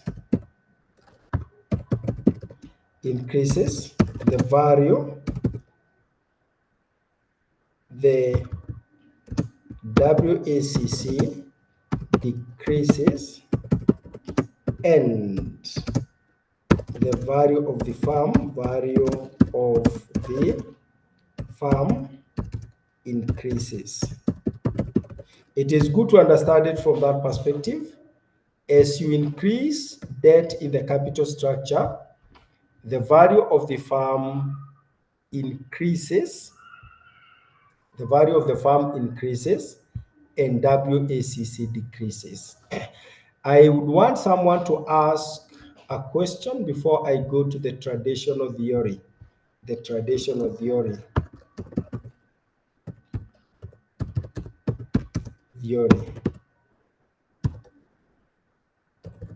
The traditional theory.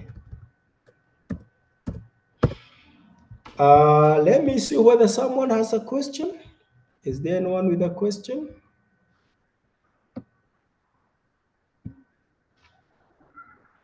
About theory, what is the point about capital structure? Is this theory debt is favorable than equity or not? Okay, we will be looking at, we will elaborate the Mira and Modigliani, and that is why I say this topic is long, and you will note that I have started to move slowly. I've started to move slowly because I want you to understand. So let us not jump. We will get there. I just want to give a basic explanation before we can move to the other part where there is the technical perspective of it. So initially we are talking of that the more borrowing you do is the more that it is doing better to the farm. But we will look at a better, more approach to Mira and Modigliani. Yeah, I get your concern, I get your question, but I'm trying to give an overview, and there is a lot that we need to discuss about Mira and Modigliani, and I will explain all that. Now, the next one that I want to explain, I want us to look at this. I want to give the traditional view, but instead of this, I will remove that. I say that the cost of equity has insignificant increase. So what I'll do, I will use a different curve. We call it the U shape. Let me see.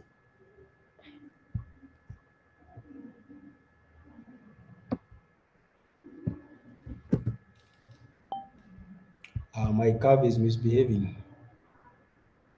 It's not agreeing to write. What is the problem? It is not drawing. In just 1 minute, let me see where could the problem be, because I wanted to give it the best approach, but it actually has refused to draw.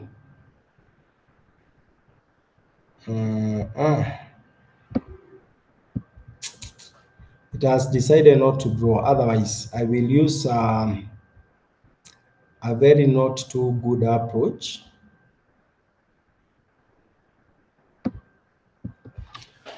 I don't know what has happened. It has refused to draw. Okay.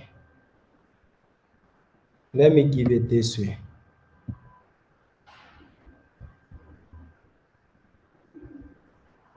Which is not very good, but I hope you will understand it.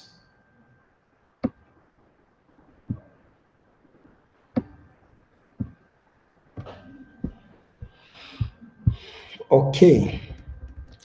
Under the traditional view, we say that the cost of capital will lead to a decrease. This thing has refused completely.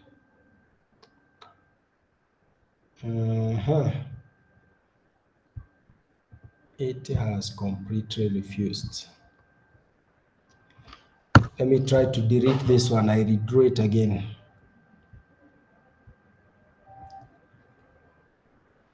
Let me see.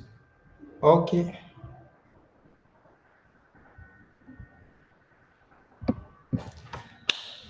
Oh, it refused to draw. That's the problem of technology. Because this machine is supposed to draw, it was drawing, it cannot draw. Oh my. Okay. Now that it has refused to draw, I will explain it, but that is not what I wanted. Initially, I wanted to give the meaning, and I'm surprised that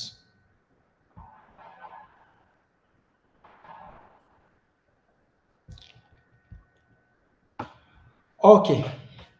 So what I wanted to demonstrate with this drawing, but it has decided not to, it is that when you increase the debt, at a traditional view, is that the WACC will decrease. It will decrease up to a certain point. We call it within the relevant range. It will decrease, then beyond a certain point, it will start to increase. This increase is driven by the risk. When the providers of equity feel that the business is becoming more risky, they start demanding for more returns. And as a result of that, the cost of equity increases. When the cost of equity increases, it pushes the WACC upward, and that will start lowering the value of the firm. That is the argument behind the traditional view. If you look at this part of the write-up, the traditional theory, we call it U-shape, because WACC move down, then it starts to move up. There is an optimal gearing point where WACC is the lowest. Beyond that point, it starts to increase. The value of the firm goes the highest.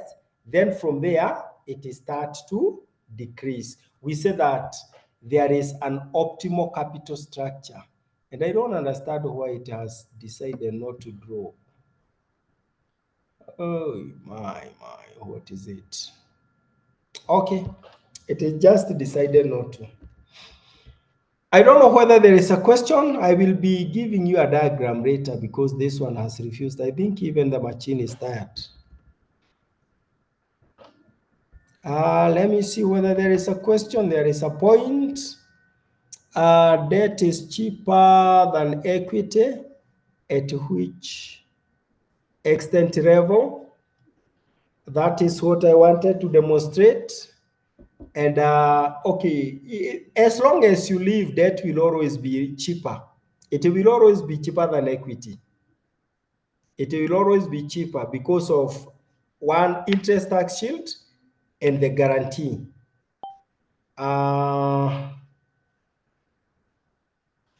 Yeah, so I think I'll demonstrate now. What we need to get into, actually what I can see the next question is about whether it is with or without taxes.